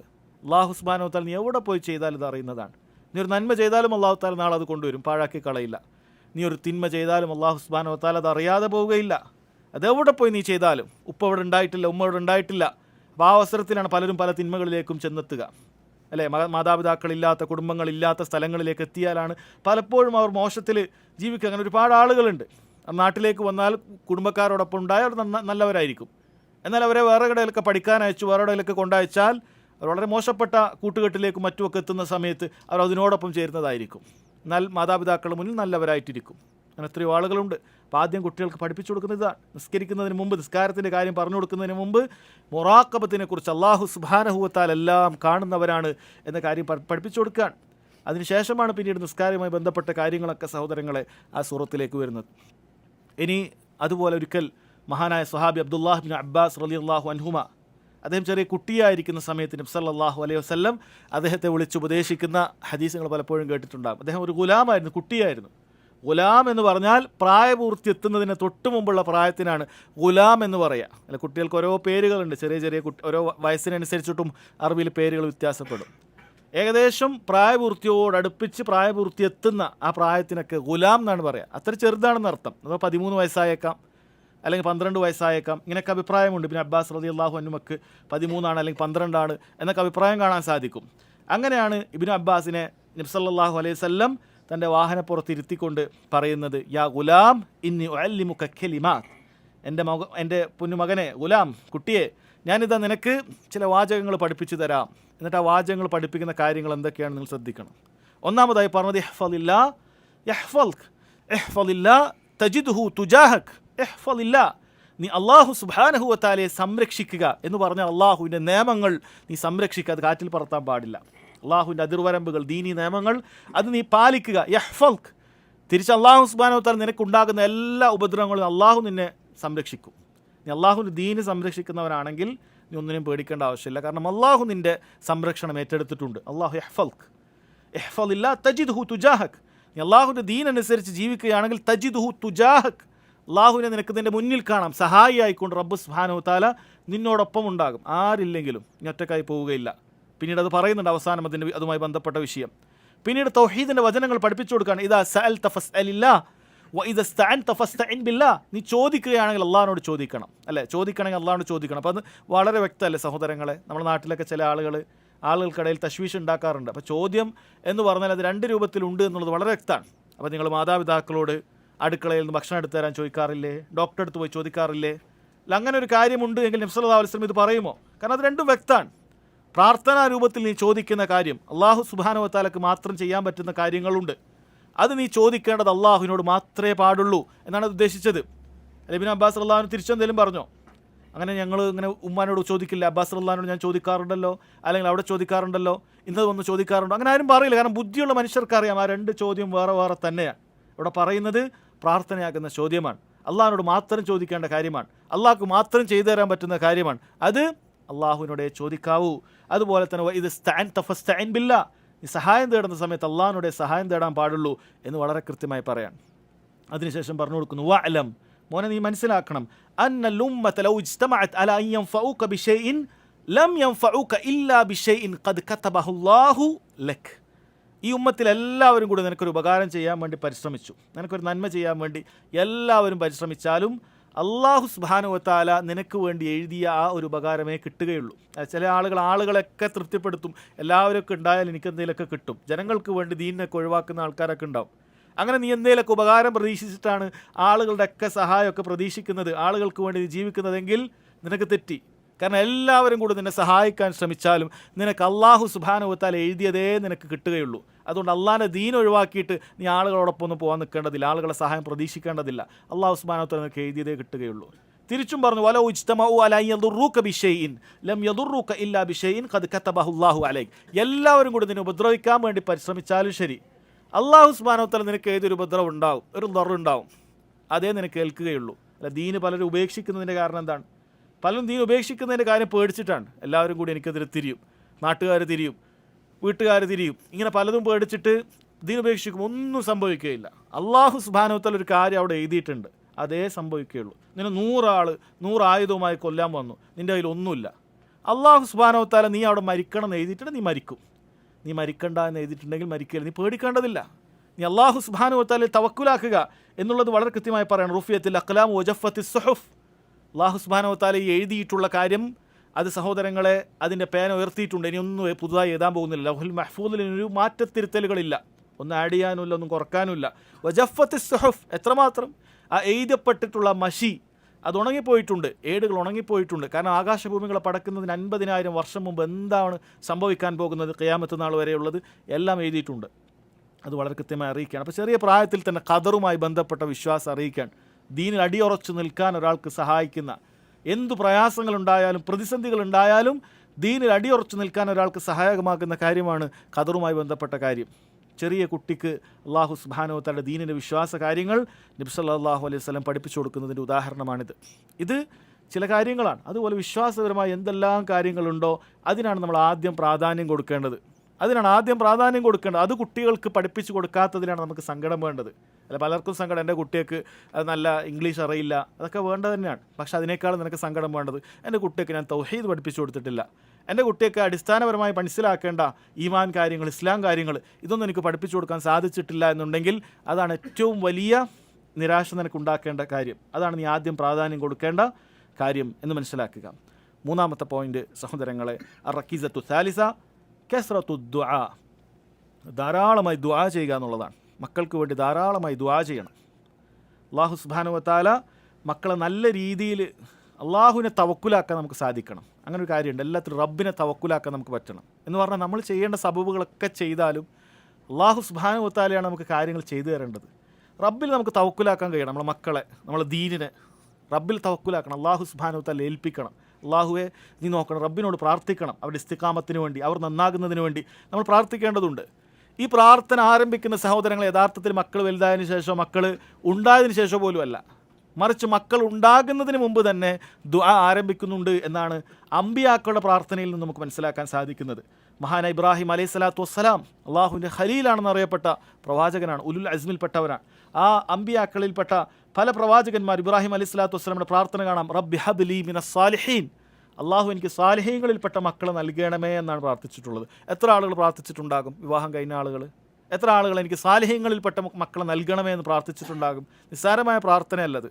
ഞാനൊരു നബിയാണ്, എനിക്കെന്തായാലും അള്ളാഹു സുബ്ഹാനഹു വ തആല നല്ല മക്കളെ തരും, കാരണം അള്ളാഹു എന്നെ തിരഞ്ഞെടുത്ത നബിയാണ് എന്ന് പറഞ്ഞിട്ട് പ്രാർത്ഥിക്കാതിരിക്കുന്നില്ല അമ്പിയാക്കൾ. അള്ളാഹുവിനോട് പ്രാർത്ഥിക്കണം, റബ്ബി ഹബ്ലി മിനസ് സാലിഹീൻ, സാലിഹീങ്ങളായ മക്കളെ എനിക്ക് നൽകണമേ എന്ന് ഇബ്രാഹിം അലൈഹി സ്വലാത്തു വസ്സലാം പ്രാർത്ഥിക്കുകയാണ്. മഹാനായ സക്കരിയ അലൈഹി സ്വലാത്തു വസ്സലാം അദ്ദേഹം പ്രാർത്ഥിക്കുന്നു, റബ്ബി ഹബ്ലി മിൻ ലദുൻക ദുർരിയത്തൻ ത്വയ്യിബ ഇന്നക സമീഉദ് ദുആ, റബ്ബേ നീ എനിക്ക് ദുർരിയത്തും ത്വയ്യിബ നല്ല സന്താനങ്ങളെ നൽകണം എന്ന് പ്രാർത്ഥിക്കുകയാണ്. നീ എല്ലാ ദുആക്കും ഉത്തരം നൽകുന്നവനാണ് എന്ന് പറഞ്ഞ് പ്രാർത്ഥിക്കുകയാണ്. എന്തിനാണ് അല്ലാഹു സുബ്ഹാനഹു വ തആല അമ്പിയാക്കളുടെ പ്രാർത്ഥന ഇങ്ങനെ നൽകുന്നത്? ആ ചരിത്രം പറയുമ്പോൾ അമ്പിയാക്കൾ ഇങ്ങനെ പ്രാർത്ഥിച്ചു എന്ന് പറയാനാണോ? അല്ല, അത് നമുക്ക് മാത്രം നമ്മൾ ഇതേ പ്രാർത്ഥന വെച്ച് പ്രാർത്ഥിക്കാൻ വേണ്ടിയിട്ടാണ്. അള്ളാഹുവിനോട് നമ്മൾ ചോദിക്കണം, റബ്ബി ഹബ്ലി മിനസ് സാലിഹീൻ എന്ന് ചോദിക്കണം. ഇബ്രാഹിം അലൈഹി സ്വലാത്തു വസ്സലാമിൻ്റെ മറ്റൊരു പ്രാർത്ഥന സൂറത്ത് ഇബ്രാഹിമിലുണ്ട്, റബ്ബി ജഅൽനി മുഖീമസ്സലാ വമിൻ ദുർരിയതി. റബ്ബേ എന്നെയും എൻ്റെ ദുർരിയത്തിൽപ്പെട്ട സന്താന പരമ്പരയിൽപ്പെട്ടവരെയും നീ എന്താക്കണം? മുഖീമസ്സല നിസ്കാരം നിലനിർത്തുന്നവരിൽ ഉൾപ്പെടുത്തണം എന്നാണ്. നമ്മൾ ചിന്തിച്ച് നോക്കൂ. അല്ല, പലരുമൊക്കെ പരാതിയൊക്കെ പ്രയാസമൊക്കെ പറയാണ്, മക്കളോട് എത്ര പറഞ്ഞു നിസ്കരിക്കുന്നില്ല. ചിലപ്പോൾ ചെറിയ കുട്ടിയായതുകൊണ്ടായിരിക്കും, നിസ്കാരത്തിന് ഗൗരവം അറിയാത്തതുകൊണ്ടായിരിക്കും. ഇനി ഗൗരവം എത്തിയ പ്രായമുണ്ട്, അല്ലെ 7 വയസ്സായ മക്കൾ എന്തായാലും നിസ്കരിക്കണം. 10 വയസ്സായിട്ടില്ലെങ്കിൽ നമുക്ക് അടിക്കേണ്ടതുണ്ട്, നിർബന്ധമായി നിസ്കരിക്കണം, അല്ലേ? നമ്മൾ കൽപ്പിക്കേണ്ട പ്രായമാണത്. എന്നിട്ടൊന്നും മക്കൾ നിസ്കരിക്കുന്നില്ല. ഇനി പ്രായപൂർത്തി എത്തിയാൽ അവർക്ക് തന്നെ നിർബന്ധമാകുന്ന അവസ്ഥയായി. എന്നിട്ടൊന്നും നിസ്കരിക്കുന്നില്ല. നമ്മളെപ്പോഴെങ്കിലും ഇങ്ങനൊരു പ്രാർത്ഥന പ്രാർത്ഥിച്ചിട്ടുണ്ട്? മഹാനായൊരു പ്രവാചകൻ പ്രാർത്ഥിച്ച പ്രാർത്ഥനയാണ് റബ്ബി ജഅൽനി മുഖീമസ്സ. നമ്മുടെ സ്വന്തത്തിൻ്റെ കാര്യം, നമ്മൾ നിസ്കരിക്കുന്നവരാകണം, അതുപോലെ തന്നെ മക്കളും ആകണം. ചിലപ്പോൾ നമ്മളൊന്നും ഒരിക്കലും നമുക്ക് വേണ്ടി അത് പ്രാർത്ഥിച്ചിട്ടുണ്ടാവില്ല. കാരണം നമ്മൾ വിചാരിക്കാം നമ്മൾ നല്ല നിസ്കരിക്കുന്ന ആൾക്കാരാണ്, 5 നേരം നിസ്കരിക്കുന്ന ആൾക്കാരാണ്, നമ്മൾ നിസ്കാരം മനഃപൂർവ്വം ഒഴിവാക്കാറേ ഇല്ല. ഇത് ഇബ്രാഹിം അലൈഹി സ്വലാത്തു വസ്സലാം എന്നെ നിസ്കരിക്കുന്നവരെ ഉൾപ്പെടുത്തുക, മുഖീമിസ്സല നിസ്കാരം കൃത്യമായി നിസ്കരിക്കുന്ന കൂട്ടരിൽ എന്നെ ഉൾപ്പെടുത്തണം. നിങ്ങൾ ചിന്തിച്ചു നോക്കുക, എത്ര ആളുകൾ നല്ല നിസ്കരിക്കുന്നവരായിട്ടുള്ളവർ പിന്നീട് ആ നിസ്കാരം ഉപേക്ഷിച്ചവരുണ്ട്, അല്ലേ? ആളുകൾ ദീനിൽ തെറ്റിപ്പോകുമ്പോൾ അതിൻ്റെ കാരണം ചോദിക്കുന്ന സമയത്ത് പണ്ഡിതന്മാർ പറഞ്ഞ ഒരു കാര്യം, അവർ ഒരു പക്ഷേ ഈ ദീനിൽ അടിയുറച്ച് നിൽക്കാൻ വേണ്ടി ദുആ ചെയ്യുന്നവരായിരിക്കുകയില്ല എന്നാണ്. അതുകൊണ്ടായിരിക്കാം അവർ തെറ്റിപ്പോയത് എന്ന് പണ്ഡിതന്മാർ പറയുന്നത് കാണാൻ സാധിക്കും. അപ്പോൾ ദീനിൽ അടിയുറച്ച് നിൽക്കാൻ പ്രാർത്ഥിക്കുന്നത് പോലെ തന്നെ ദീനിലെ പ്രധാനപ്പെട്ട ഓരോ കർമ്മങ്ങൾ റബ്ബെ നന്നായി നിർവഹിക്കാൻ എനിക്ക് സാധിക്കണം, പ്രാർത്ഥിക്കണം. അതിൽപ്പെട്ടതാണ് നിസ്കാരം. റബ്ബി ജഅൽനി മുഖീമസ്സല, പഠിച്ച് ദുആ ചെയ്യേണ്ട ഒരു പ്രാർത്ഥന, റബ്ബി ജഅൽനി മുഖീമസ്സല, അള്ളാഹു എന്നെ നിസ്കാരം നിലനിർത്തുന്നവരുടെ കൂട്ടത്തിൽ എന്നെ ഉൾപ്പെടുത്തണമേ. ഇബ്രാഹിം അലൈഹി സ്വലാത്തു വസ്സലാം പ്രാർത്ഥിച്ചിട്ടുണ്ട്. അതുപോലെ സഹോദരങ്ങളെ, ഇബാദുർ റഹ്മാൻ സൂറത്തുൽ ഫുർഖാനിൻ്റെ അവസാനത്ത് അള്ളാഹുവിൻ്റെ അടിമകളെന്ന് പറഞ്ഞ്, റഹ്മാനായ റബ്ബിൻ്റെ അടിമകളെന്ന് പറഞ്ഞ് നല്ല വിശേഷണങ്ങളുള്ള ചില ആളുകളെക്കുറിച്ച് പറയുന്നുണ്ട്. അവരുടെ ഒരുപാട് ഗുണങ്ങളുണ്ട്. സൂറത്തുൽ ഫുർഖാൻ്റെ അവസാനം നിങ്ങൾ വായിച്ചു നോക്കിയാൽ അത് കാണാൻ പറ്റും. അപ്പോൾ അവരുടെ ഒരു പ്രാർത്ഥന പറയുന്നത്, റബ്ബന ഹബ്ലന മിൻ അസ്വാജിന വസുരിയാത്തിന ഖുർറത അയുനിൻ വജഅൽനാ ലിൽ മുത്തഖീന ഇമാമ. അവർ പ്രാർത്ഥിക്കുമെന്നാണ്, റബ്ബേ ഞങ്ങൾക്ക് ഞങ്ങളുടെ ഭാര്യമാരിൽ നിന്നും അതുപോലെ തന്നെ സന്താനങ്ങളിൽ നിന്നും കൺകുളിർമ നീ നൽകണമേ. അല്ല, അവരെ കാണുമ്പോൾ നല്ല ദീനനുസരിച്ച് ജീവിക്കുമ്പോഴാണ് നമുക്ക് കൺകുളിർമ ഉണ്ടാവുക. അങ്ങനെയുള്ള കൂട്ടത്തിൽ അവരെ ആക്കണമേ. വജഅൽനാ ലിൽ മുത്തഖീന ഇമാമ, ഞങ്ങളെല്ലാവരും മുത്തഖീങ്ങളിലാക്കണം എന്നല്ല പറഞ്ഞത്, മുത്തഖീങ്ങൾക്ക് ഇമാം, അതായത് മുത്തഖീങ്ങളിൽ തന്നെ മുമ്പിൽ നിൽക്കാവുന്ന അത്രയും ദീനുള്ളവരായി നീ ഞങ്ങളൊക്കെ മാറ്റണമേ എന്ന് ദുആ ചെയ്യുകയാണ്. അപ്പോൾ ഇതൊക്കെ അല്ലാഹു സുബ്ഹാനഹു വ തആല ഇവരിങ്ങനെ ദുആ ചെയ്യുന്നു എന്ന് പറയുമ്പോൾ നമുക്ക് അള്ളാഹുവിൻ്റെ ഇബാദുർ റഹ്മാൻ ആകണമെങ്കിൽ ഇതൊക്കെ നമ്മളും ദുആ ചെയ്യണമെന്നാണ് അറിയിക്കുന്നത്. അതുകൊണ്ട് സഹോദരങ്ങൾ എന്ത് ചെയ്യണം? നമ്മൾ ഇത്തരം പ്രാർത്ഥനകൾ പ്രാർത്ഥിക്കണം. മക്കൾ ഇനിയും മക്കളുണ്ടാകാം, അല്ലേ? എനിക്കിനി മക്കളുണ്ടാവുകയില്ല എന്ന് വിചാരിക്കരുത്. മറിച്ച് ഈ പ്രാർത്ഥനയൊക്കെ മക്കൾ ഇനി ഉണ്ടാകാൻ പോകുന്നവർക്കും അതുപോലെ ഉള്ള മക്കളിൽ കൺകുളിർമയേകാനുമുള്ള പ്രാർത്ഥനയാണ്. ഉള്ള മക്കളിൽ കൺകുളിർമയേകാൻ, അഥവാ ദീനനുസരിച്ച് അവർ ജീവിക്കുവാൻ അല്ലാഹു സുബ്ഹാനഹു വ തആലയോടുള്ള ദുആയാണ്. അതുകൊണ്ട് ധാരാളമായി ദുആ ചെയ്യണം. വിശിഷ്യ മാതാപിതാക്കളുടെ ദുആക്ക്, മക്കൾക്ക് നൽകുന്ന ദുആക്ക് പ്രത്യേകം ഉത്തരം നൽകുമെന്നുള്ളത് നമുക്ക് കാണാൻ സാധിക്കും. ഹദീസിൽ കാണാം, സലാസു ദഅവാത്തിൻ, 3 ദുആ മുസ്തജാബാത്ത്, ഉത്തരം ചെയ്യപ്പെടുന്നവയാണ്. ലാ ശക്ക ഫീഹിൻ, അതിൽ സംശയമില്ല എന്നാണ് പറഞ്ഞത്. ഉത്തരം ചെയ്യപ്പെടുന്നതെന്ന് പറഞ്ഞു, എന്നിട്ട് പറഞ്ഞു ലാ ശക്ക ഫീഹിൻ, അതിൽ യാതൊരു സംശയവുമില്ല. ഒന്നാമതായി പറഞ്ഞു ദഅവത്തുൽ വാലിദ്, ഒരു പിതാവിൻ്റെ ദുആ. ഒരു പിതാവ് അല്ലെങ്കിൽ ഒരു മാതാവ് മക്കൾക്ക് വേണ്ടി പ്രാർത്ഥിച്ചാൽ അത് ആദ്യം അല്ലാഹു സുബ്ഹാനഹു വ തആല പെട്ടെന്ന് സ്വീകരിക്കും. രണ്ടാമത് പറഞ്ഞു ദഅവത്തുൽ മുസാഫിർ, 3 ദഅവത്തുൽ മദ്ലൂം, യാത്രക്കാരൻ്റെ പ്രാർത്ഥന, അതുപോലെ ആക്രമിക്കപ്പെട്ടവൻ്റെ പ്രാർത്ഥന. ഇതൊക്കെ അള്ളാഹ് പെട്ടെന്ന് ഉത്തരം സ്വീകരിക്കുന്നതാണ്. എല്ലാവരും പ്രാർത്ഥന അല്ലാഹു സുബ്ഹാനഹു വ തആല സ്വീകരിക്കും. എല്ലാ സമയത്തും അല്ലാഹു സുബ്ഹാനഹു വ തആല പ്രാർത്ഥന സ്വീകരിക്കും. പക്ഷേ ചില ആളുകളുടെ ചില അവസ്ഥയിലുള്ള പ്രാർത്ഥന അള്ളാഹ് പെട്ടെന്ന് സ്വീകരിക്കും. ചില സമയത്തുള്ള പ്രാർത്ഥന പെട്ടെന്ന് സ്വീകരിക്കും. ചില സ്ഥലത്തുള്ള പ്രാർത്ഥന പെട്ടെന്ന് സ്വീകരിക്കും. അപ്പം അതിൽപ്പെട്ട കാര്യമാണ് ഒരു പിതാവിൻ്റെ പ്രാർത്ഥന എന്ന് നബി സല്ലല്ലാഹു അലൈഹി വസല്ലം പറയുന്നത്. ഇവിടെ ഷെയ്ഖ് അബ്ദുർ റസാഖ് അൽ ബദർ ഹഫിളഹുല്ലാ അദ്ദേഹത്തിൻ്റെ മറ്റൊരു ദർസിൽ അദ്ദേഹം ഒരു ദുആയുടെ പ്രാധാന്യം മനസ്സിലാക്കി തരുന്നതിന് വേണ്ടി, വിശിഷ്യ മാതാപിതാക്കൾ മക്കൾക്ക് നൽകുന്ന, മക്കളോട് ചെയ്യുന്ന ദുആ, അതിൻ്റെ പ്രാധാന്യം മനസ്സിലാക്കി തരുന്നതിന് വേണ്ടി അദ്ദേഹം ഒരു സംഭവം പറയുന്നുണ്ട്. അദ്ദേഹം പറയുന്നത് കാബയുടെ അടുക്കൽ വെച്ച് നടന്നിട്ടുള്ളൊരു സംഭവമാണ്. നിങ്ങൾ ചിലപ്പോൾ കേട്ടിട്ടുണ്ടാകും. അത് കാബയുടെ അടുക്കൽ വെച്ചിട്ട് നിങ്ങൾക്കറിയാം, ഹജറുൽ അസ്വദിൻ്റെ അവിടെ ഒരു പോലീസുകാരൻ നിൽക്കാറുണ്ട്, ഒരു കയറും പിടിച്ചുകൊണ്ട്, അവിടെയുള്ള ആളുകളെ നിയന്ത്രിക്കുന്നതിന് വേണ്ടിയിട്ട്. അത്തരത്തിലുള്ളൊരു പോലീസുകാരൻ റിപ്പോർട്ട് ചെയ്ത് അദ്ദേഹം പറഞ്ഞു കൊടുത്തിട്ടുള്ളൊരു കഥയാണത്. എന്താണ് അതിൽ പറയുന്നത്? സംഭവിച്ചിട്ടുള്ള കാര്യമാണ്. ഒരുപാട് വർഷങ്ങൾക്ക് മുമ്പ്, 10-20 വർഷം മുമ്പ് സംഭവിച്ചിട്ടുള്ളൊരു കാര്യമാണ്. അദ്ദേഹം പറയാണ്, ഈ പോലീസുകാരൻ അദ്ദേഹം ആദ്യമായി ഇവിടെ ജോലിക്ക് കയറുകയാണ്. കാബയുടെ അടുക്കൽ ഇങ്ങനെയുള്ളൊരു ജോലിക്ക് അദ്ദേഹത്തിന് ആദ്യമായി കയറുകയാണ്. അതുകൊണ്ട് അദ്ദേഹം ആ ആദ്യത്തിലായതുകൊണ്ട് തന്നെ അന്ന് സംഭവിച്ച കാര്യങ്ങൾ അദ്ദേഹം നന്നായി ഓർക്കുന്ന ഒരു കാലഘട്ടമായിരുന്നു അത്. അദ്ദേഹം ഒരിക്കൽ അവിടെ ജോലി ചെയ്യുന്ന സമയത്ത് ഒരാൾ ഉച്ചത്തിൽ കരഞ്ഞ് പ്രാർത്ഥിക്കുന്ന അയാൾ ശ്രദ്ധിക്കുകയാണ്. ഒരാൾ ഉച്ചത്തിൽ അവിടെ കാബയുടെ അടുക്കൽ വന്നിട്ട് കരഞ്ഞു പ്രാർത്ഥിക്കുകയാണ്. എന്താണ് പ്രാർത്ഥിക്കുന്നത് അയാൾ പ്രാർത്ഥിക്കുന്നത്, അള്ളാഹുവെ എനിക്കൊരു കുട്ടിയെ നൽകണം, അള്ളാഹുവെ എനിക്കൊരു കുട്ടിയെ നൽകണം എന്നാണ് അയാൾ പ്രാർത്ഥിക്കുന്നത്. അയാളങ്ങനെ പ്രാർത്ഥിക്കുകയാണ്. ഇയാളങ്ങനെ കരഞ്ഞു പ്രാർത്ഥിക്കുന്ന ഒരു ഒച്ചയെടുത്താണ് പ്രാർത്ഥിക്കുന്നത്. അത് ഇയാൾക്ക് പ്രത്യേകം ഇയാളെ നോട്ട് ചെയ്യാനൊരു കാരണമായി. അയാൾ നോട്ട് ചെയ്തു, സംഭവം കഴിഞ്ഞു. പിന്നീട് അടുത്ത കാര്യം നടക്കുന്നത് ഏകദേശം 10-18 വർഷങ്ങൾക്ക് ശേഷമാണ്. ഇദ്ദേഹം ഇവിടെ തന്നെ ജോലി ചെയ്തുകൊണ്ടിരിക്കുകയാണ്. 10-18 വർഷങ്ങൾക്ക് ശേഷം ഇതേ സമാനമായൊരു ഒച്ച ഒരാൾ കരഞ്ഞുകൊണ്ട് പ്രാർത്ഥിക്കുന്നത് ഈ പോലീസുകാരൻ നോട്ട് ചെയ്യാണ്. അപ്പോൾ അയാൾക്ക് മനസ്സിലായി ഇത് പണ്ട് വന്ന വ്യക്തി തന്നെയാണ്. പക്ഷെ ഇത്തവണ ഇയാൾ പ്രാർത്ഥിക്കുന്നത് അള്ളാഹു എൻ്റെ മകനെ നശിപ്പിക്കണമെന്നാണ്. അള്ളാഹു മഹ്ലിക്കു അലതി, അള്ളാഹു എൻ്റെ കുട്ടിയെ നശിപ്പിക്കണമെന്നാണ് അയാൾ പ്രാർത്ഥിക്കുന്നത്. ഇയാൾക്കിത് വലിയ അത്ഭുതമായി. ഒരാളൊരു കുട്ടി ഉണ്ടാകണമെന്ന് പ്രാർത്ഥിച്ചൊരു വ്യക്തി പിന്നീട് ആ കുട്ടി നശിക്കണമെന്ന് പ്രാർത്ഥിക്കണമെങ്കിൽ എന്തോ സംഭവിച്ചിട്ടുണ്ട്. അത് കേട്ടപ്പോൾ ഇയാൾക്ക് വലിയ അത്ഭുതമായി. ഇയാൾ ഉടനെ തന്നെ തൻ്റെ കൂട്ടുകാരനെ അവിടെ ആ ജോലി കേൾപ്പിച്ചുകൊണ്ട് അയാൾ ആ കാബയുടെ മുകളിൽ നിന്നും ഇറങ്ങി താഴേക്ക് വരികയാണ്. ഇയാളുടെ അടുത്തേക്ക് വന്നു. ഇയാളുടെ അടുത്തേക്ക് വന്നിട്ട് ഇയാളിപ്പോൾ പറഞ്ഞു, ഒരു 18 വർഷം മുമ്പ് നിങ്ങളിവിടെ മകൻ ഉണ്ടാകാൻ വേണ്ടി പ്രാർത്ഥിച്ച വ്യക്തിയാണ് നിങ്ങൾ. അയാൾ പറഞ്ഞു, അതെ, നിങ്ങളന്ന് പ്രാർത്ഥിച്ച് ഞാൻ കേട്ടിട്ടുണ്ട്. പക്ഷെ ഇപ്പോഴിതാ നിങ്ങളിത് ആ മകനെ നശിപ്പിക്കണം എന്നാണ് പ്രാർത്ഥിക്കുന്നത്, എന്താണ് സംഭവിച്ചത് എന്നുള്ളത് പറയാൻ. എന്നിട്ട് ഈ വ്യക്തി പോലീസുകാരനോട് പറഞ്ഞു കൊടുത്തു, ഞാൻ മനസ്സിലാക്കുന്നത് നീ 2 പ്രാവശ്യം നിൻ്റെ കുട്ടിയോട് ദുൽമ ചെയ്തു എന്നാണ്. ഒന്നാമത്തത്, നീ ആദ്യം പ്രാർത്ഥിക്കുന്ന സമയത്ത് ഞാൻ നോട്ട് ചെയ്തിരുന്നു, നീ എനിക്കൊരു മകനെ നൽകണമെന്ന് അള്ളാഹിനോട് പ്രാർത്ഥിച്ചിട്ടുള്ളൂ, അത് നീ സാലിഹായ മകൻ എന്ന് അള്ളാഹിനോട് പറഞ്ഞിട്ടില്ല. അപ്പോൾ അവിടെ തന്നെ നീ ഒരു ദുൽമ ചെയ്യാണ്. എങ്ങനെയെങ്കിലും ഒരു മകനെ കിട്ടിയാൽ മതി എന്നാണ് പ്രാർത്ഥിക്കുമ്പോൾ ശ്രദ്ധിക്കേണ്ട കാര്യമാണ്. സാലിഹായ മകനെ നീ പ്രാർത്ഥിച്ചിട്ടില്ല, ഞാൻ ശ്രദ്ധിച്ച കാര്യമാണത്. രണ്ടാമത്, ഇപ്പോൾ നീ മകനെതിരെ പ്രാർത്ഥിക്കണം. ഒരിക്കലും മകനെതിരെ പ്രാർത്ഥിക്കാൻ പാടില്ല, നശിപ്പിക്കാനാണ് നീ പ്രാർത്ഥിക്കുന്നത്. അത് വലിയ ദുൽമാണ് നീ നിൻ്റെ മകനോട് ചെയ്ത്. 2 പ്രാവശ്യം നീ ചെയ്തു. അതുകൊണ്ട് ദുആക്ക് ഉത്തരം കിട്ടുന്ന ഈ സ്ഥലം, അഥവാ കാബയുടെ ഹജറുൽ അസ്വദിൻ്റെയും ബാബിൻ്റെയും ഇടയിൽ മുൽത്തസിർ എന്ന് പറയുന്ന സ്ഥലമുണ്ട്. അവിടെ നെഞ്ചോട് ചേർത്ത് പ്രാർത്ഥിച്ചാൽ ദുആക്ക് ഉത്തരം കിട്ടുമെന്നാണ്. സാധിക്കുന്ന ആൾക്ക് പ്രാർത്ഥിക്കാം, പൊതുവെ തിരക്കാണ് അവിടെ ഉണ്ടാകാറുള്ളത്. അപ്പോൾ അവിടെ വെച്ച് നീ മകന് വേണ്ടി ഹിദായത്തിന് വേണ്ടി ദുആ ചെയ്യണമെന്ന് പറഞ്ഞ് ഞാൻ സ്ഥലം ഉണ്ടാക്കി തരാമെന്ന് പറഞ്ഞ് അയാൾ അവിടെ കൊണ്ടാക്കിയിട്ട് അയാൾ ദുആ ചെയ്യാൻ പറയാണ്. അയാൾ അവിടെ വെച്ച് ദുആ ചെയ്യുന്നു. മകന് വേണ്ടി ഹിദായത്തിന് വേണ്ടി ദുആ ചെയ്യുന്ന സംഭവമാണ് ഉണ്ടാകുന്നത്. പിന്നീട് ഉണ്ടാകുന്ന കാര്യം 1 വർഷത്തിന് ശേഷമാണ്. 1 വർഷത്തിന് ശേഷം ഈ പിതാവ് തൻ്റെ മകനെയും കൂട്ടി ഉംറയ്ക്ക് വരികയാണ്. അങ്ങനെ അവിടെ എത്തിയിട്ട് ഈ പോലീസുകാരനെ കോൺടാക്റ്റ് ചെയ്യുകയാണ്. അങ്ങനെ പോലീസുകാരനോട് പറഞ്ഞു, ഈ മകനെ കാണിച്ചു കൊടുത്തു. എന്നിട്ട് ആ മകൻ വന്നിട്ട് പറഞ്ഞു, എൻ്റെ പിതാവ് ഏതൊരു മകന് വേണ്ടിയിട്ടാണോ എതിരെ പ്രാർത്ഥിക്കുന്നത് കണ്ട് നിങ്ങൾ നിർദ്ദേശിച്ച് എനിക്ക് ഹിദായത്തിന് വേണ്ടി പ്രാർത്ഥിച്ചത്, ആ മകനാണ് ഞാൻ.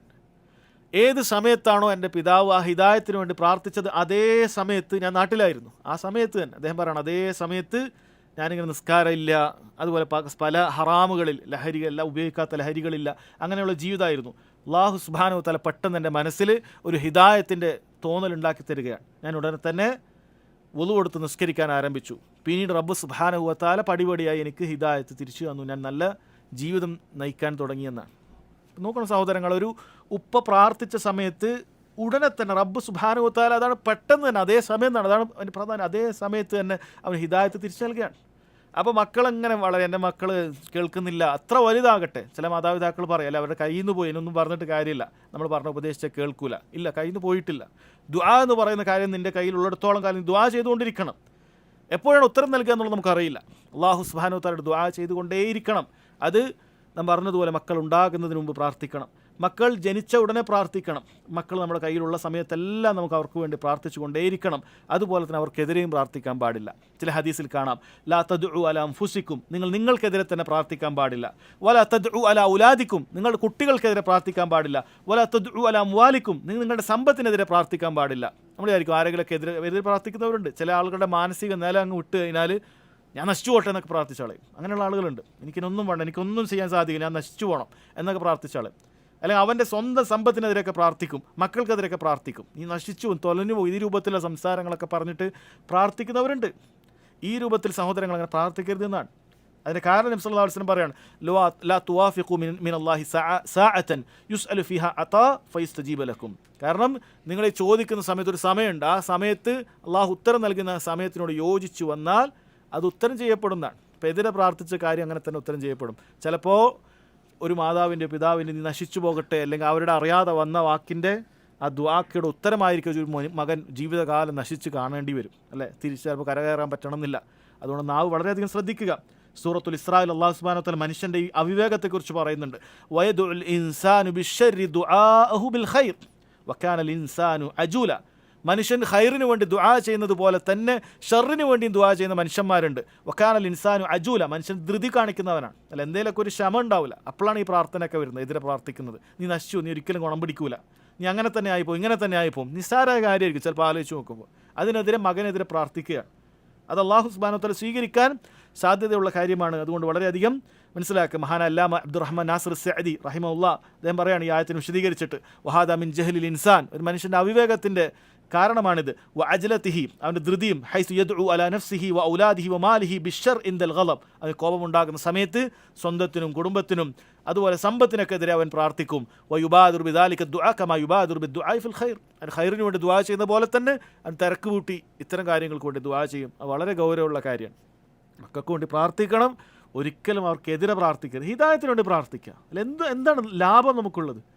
ഒരാൾ നശിക്കട്ടെ എന്ന് പ്രാർത്ഥിക്കുന്നതിൽ എന്ത് നേട്ടമാണ് നമുക്കുള്ളത്? അയാൾ നശിച്ചിട്ട് ആ നാടിലുള്ള നാശം കൂടാനോ വീട്ടിലുള്ള നാശം കൂടാനോ? ആലോചിക്കുക, മനുഷ്യൻ എത്രമാത്രം അവിവേകിയാണ്. ഒരാൾ നശിച്ചു പോകട്ടെ എന്ന് പ്രാർത്ഥിക്കുന്നതിൽ എന്ത് ഖൈറാണ് അവന് സ്വന്തമായിട്ട് ഉണ്ടാകാൻ പോകുന്നത്? നാട്ടിലെന്താണ്, വീട്ടിലെന്താണ് ഉണ്ടാക്കുന്നത്? ഹിദായത്തിന് വേണ്ടി പ്രാർത്ഥിക്കുക. ഒരാൾക്ക് വേണ്ടി ഹിദായത്തിന് വേണ്ടി പ്രാർത്ഥിക്കുക. ഹിദായത്തിന് വേണ്ടി പ്രാർത്ഥിച്ചിട്ട് നന്നായ സംഭവങ്ങൾ എത്രയോ ഉണ്ട്. മഹാനായ അബൂ ഹുറൈറ റളിയല്ലാഹു അൻഹു സംഭവമൊക്കെ അങ്ങനെയാണ്. അല്ലെ, ഉമ്മ ഇസ്ലാം സ്വീകരിക്കാത്ത സമയത്ത് ഹിദായത്തിന് വേണ്ടി ദുആ ചെയ്യാൻ നബി സല്ലല്ലാഹു അലൈഹി വസല്ലം പറഞ്ഞു കൊടുക്കുകയാണ്. അങ്ങനെ ഉമ്മ ഇസ്ലാമിലേക്ക് കടന്നു വരികയാണ്. ഹിദായത്തിന് വേണ്ടിയുള്ള ദുആ ഒരു കാഫിറിന് വേണ്ടി നമുക്ക് ചെയ്യാവുന്ന കാര്യമാണ്. കാഫിറിന് വേണ്ടി ഇസ്തിഗ്ഫാറാണ് തേടാൻ പാടില്ലാത്തത്. അതുകൊണ്ട് ഹിദായത്തിന് ചെയ്യാം. മാതാപിതാക്കൾ കാഫിറായിക്കൊള്ളുന്നില്ല, ചിലപ്പോൾ എന്തായിരിക്കും, ബിദഅത്തുകാരുടെ കൂട്ടത്തിൽപ്പെട്ട് എല്ലാ ബിദഅത്തുകളൊക്കെ ചെയ്യുന്ന ആളുകളായിരിക്കും. നിസ്കരിക്കാത്ത ഉപ്പുള്ള ആൾക്കാരുണ്ടാകും, നിസ്കരിക്കാത്ത ഉമ്മുള്ള ആൾക്കാരുണ്ടാകും, പല രൂപത്തിലുള്ള സ്വഭാവ ദൂഷ്യങ്ങളുള്ള മാതാപിതാക്കളുള്ള ആൾക്കാരുണ്ടാകും. മാതാപിതാക്കൾ കൊണ്ട് ദുആ ചെയ്യും. ഇതൊക്കെ നമ്മൾ ദുആ ചെയ്യണം. തിരിച്ചു മാതാപിതാക്കൾ മക്കൾക്ക് വേണ്ടി, മാർക്കും വേണ്ടിയും സഹോദരങ്ങളെ നാശത്തിന് വേണ്ടി ദുആ ചെയ്യാൻ പാടില്ല. ഇതാണ് മൂന്നാമത്തെ കാര്യം. നാലാമത്തേത് റക്കീസത്തു റാബിഅ അത്തഹ്സീനു ബിൽ അദ്കാർ. മക്കളെ ദിക്ർ കൊണ്ട് നീ സംരക്ഷിക്കുക.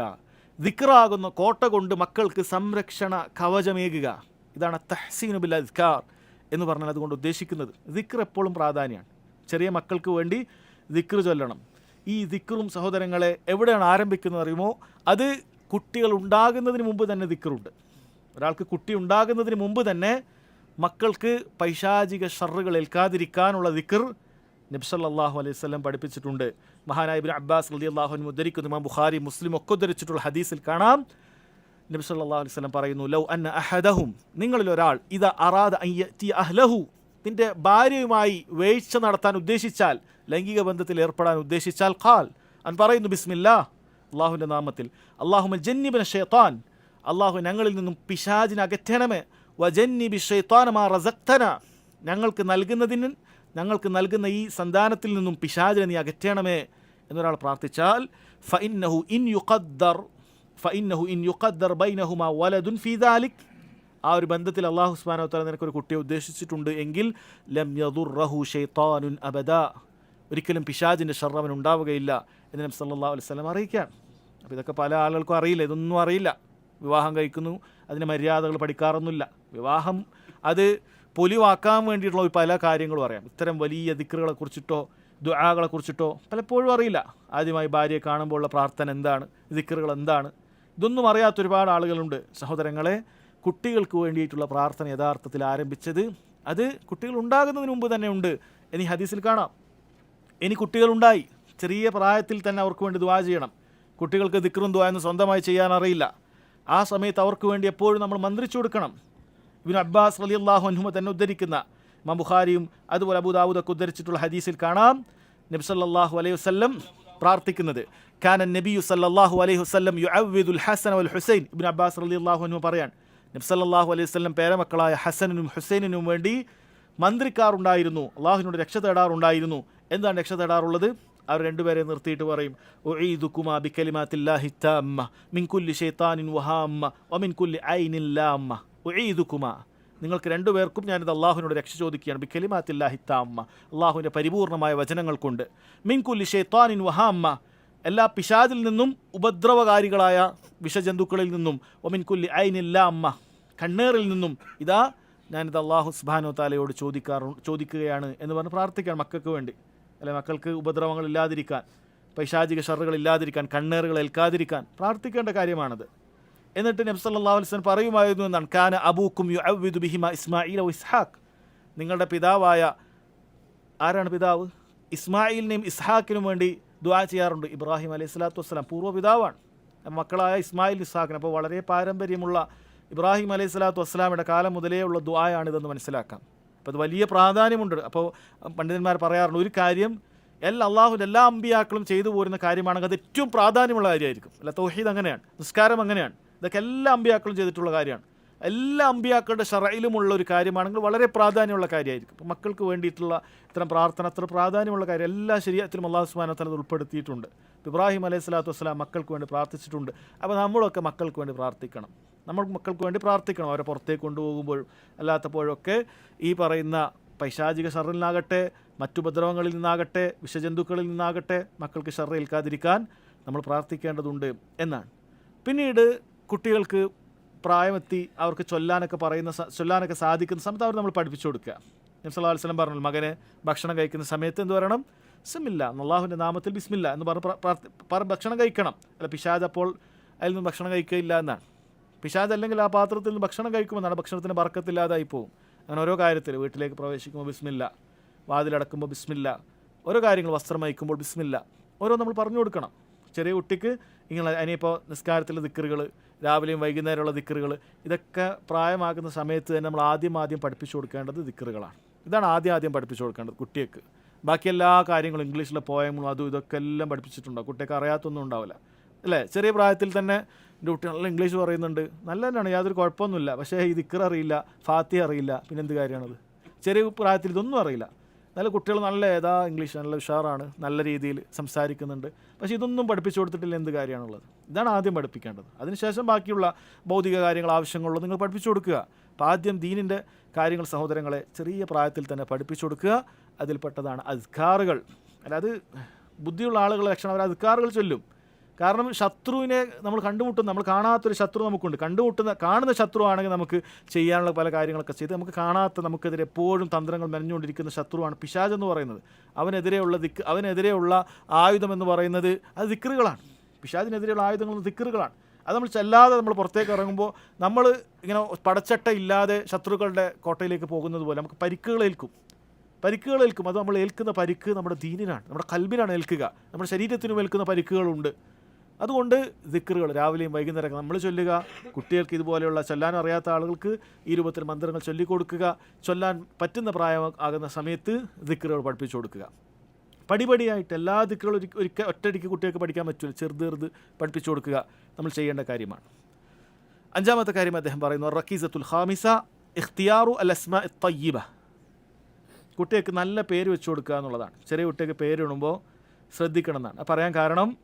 പണ്ഡിതന്മാർ പറയാറുണ്ട്, കുട്ടികളുടെ പേരിന് അതിന് അവരുടെ നാമത്തിനോട് സ്വാധീനമുണ്ടാകാൻ സാധ്യത വളരെ കൂടുതലാണ് എന്നാണ്. ഒരാൾക്ക് നല്ലൊരു പേര് വെച്ച് കൊടുത്താൽ നല്ലവനാവാൻ സാധ്യത കൂടുതലുണ്ട്. എല്ലാവരും അങ്ങനെ ആയിക്കൊള്ളുന്നില്ല, ഒരു പൊതു നിയമമല്ല, പക്ഷെ സാധ്യതയുണ്ട്.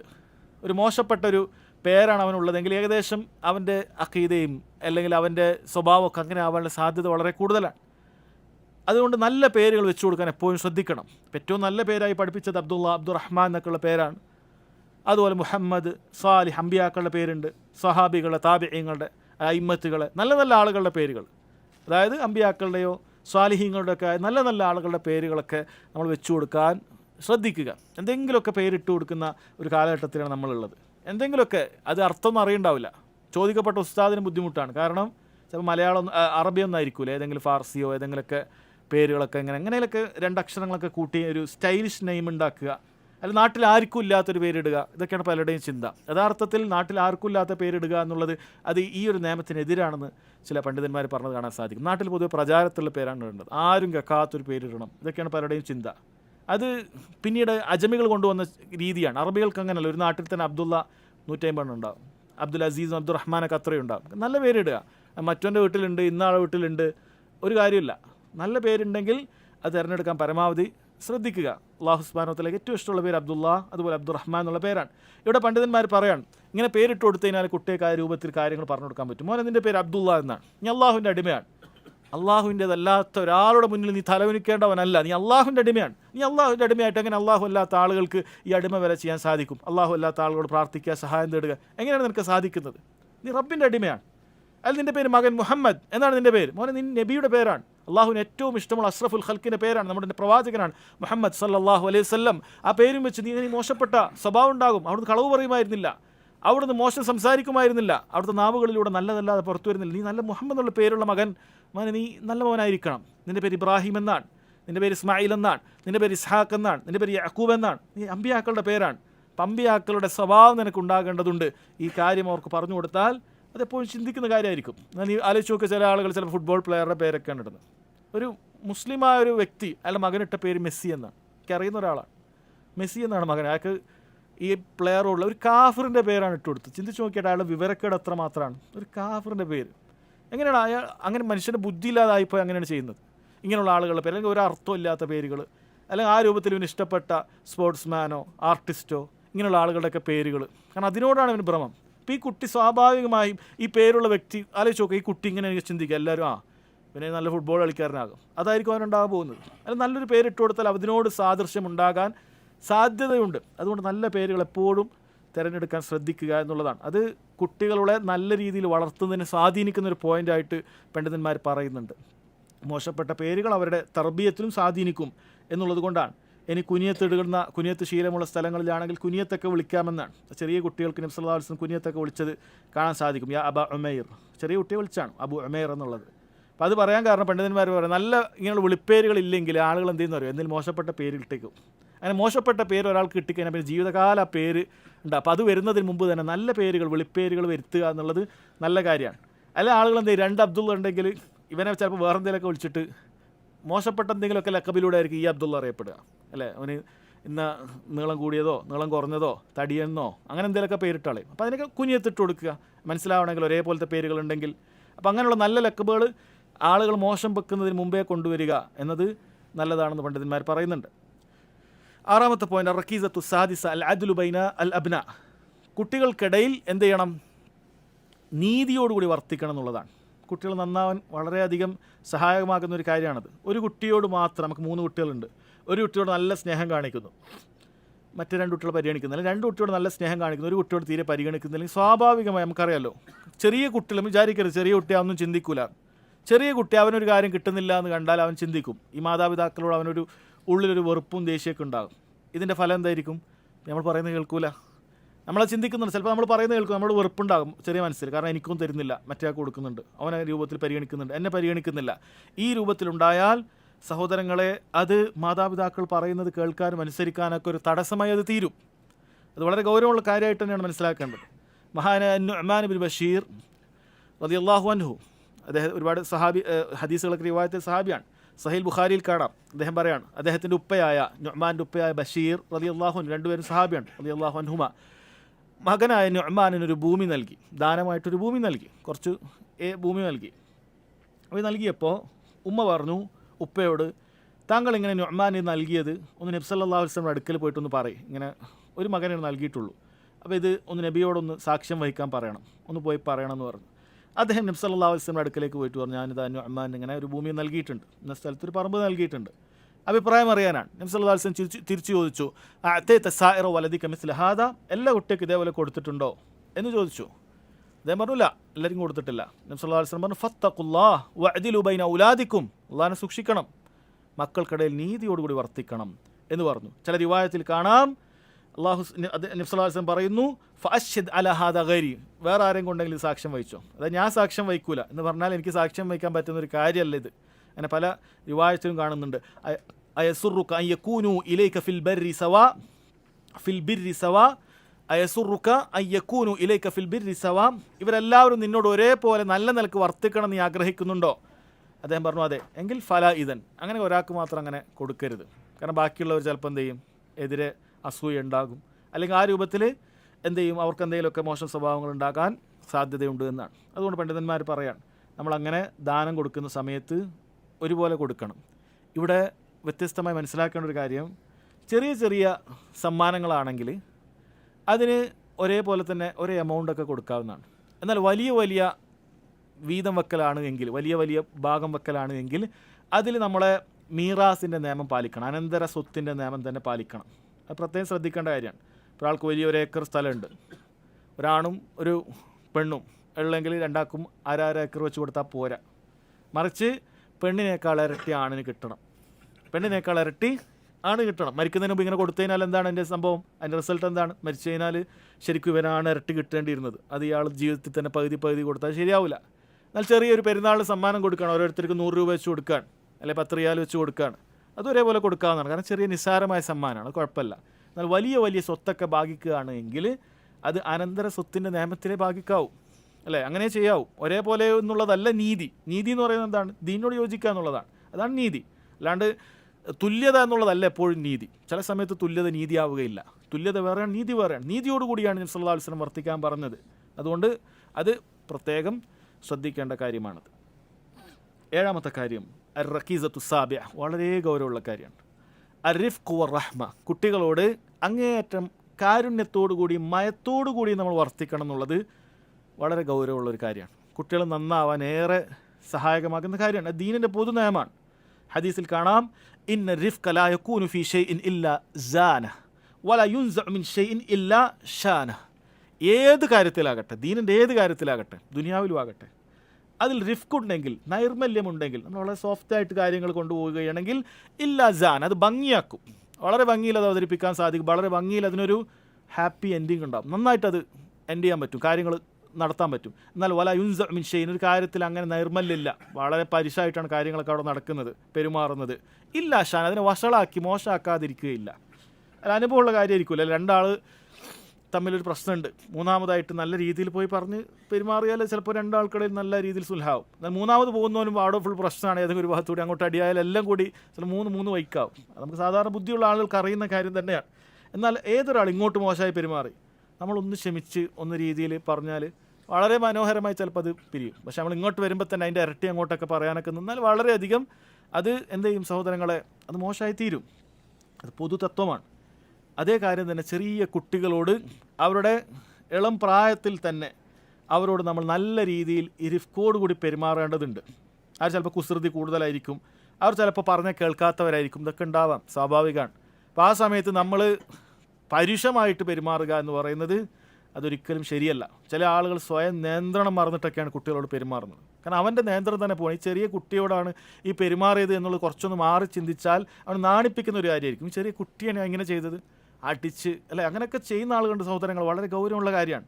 മതിലിന് ചേർത്ത് അടിക്കുക, അങ്ങനെ ആക്കുക, ഇങ്ങനെ ആക്കുക, അല്ലെ, ആ രൂപത്തിൽ വളരെ മോശപ്പെട്ട വലിയ ആൾക്കാരോട് പറയുന്ന പോലെയുള്ള വാക്കുകളൊക്കെ, ചീത്ത വാക്കുകളൊക്കെ കുട്ടികളോട് പറയുക.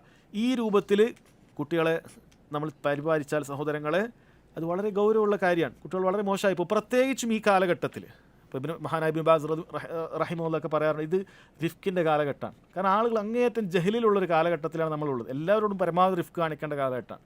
കാരണം ഗൗരവത്തിൽ ഈ രൂപത്തിലൊക്കെ ആയാൽ നിങ്ങൾ ശരിക്കും ചിന്തിച്ചാൽ നമുക്ക് ചുറ്റുമുണ്ട്, അല്ലാഹു സുബ്ഹാനഹു നമ്മൾ കാക്കുമാറാകട്ടെ, ഈ കുട്ടികളൊക്കെ ഇങ്ങനെ പല രൂപത്തിൽ അലങ്കാരവും പല രൂപത്തിൽ നല്ല സ്വഭാവവും ഒക്കെ കാണിച്ചിട്ട് റാഞ്ചി കൊണ്ടുപോകാനുള്ള ലഹരി മാഫിയകളും മറ്റുമൊക്കെ ചുറ്റും ധാരാളമുണ്ട്. നിങ്ങൾ ചിന്തിച്ച് നോക്കൂ, വീട്ടിൽ വരുന്ന ഒരു മകൻ, ഒരു 10-15 വയസ്സുള്ള മകൻ, ഉപ്പയൊന്നും ഭയങ്കര ദേഷ്യമായിരിക്കും, ചിലപ്പം വളരെ വികൃതിയായിരിക്കും, നിസ്കാര സമയത്ത് നിസ്കരിക്കില്ല, അല്ലെങ്കിൽ ആ രൂപത്തിൽ പലതും ഉണ്ടാവും, വളരെയധികം വികൃതി, അവനെ 2 ഇട്ട് പൊട്ടിച്ചു, അടിച്ചു, അങ്ങനെ ആക്കി ഇങ്ങനെ ആക്കി വളരെ ചീത്തൊക്കെ പറഞ്ഞു.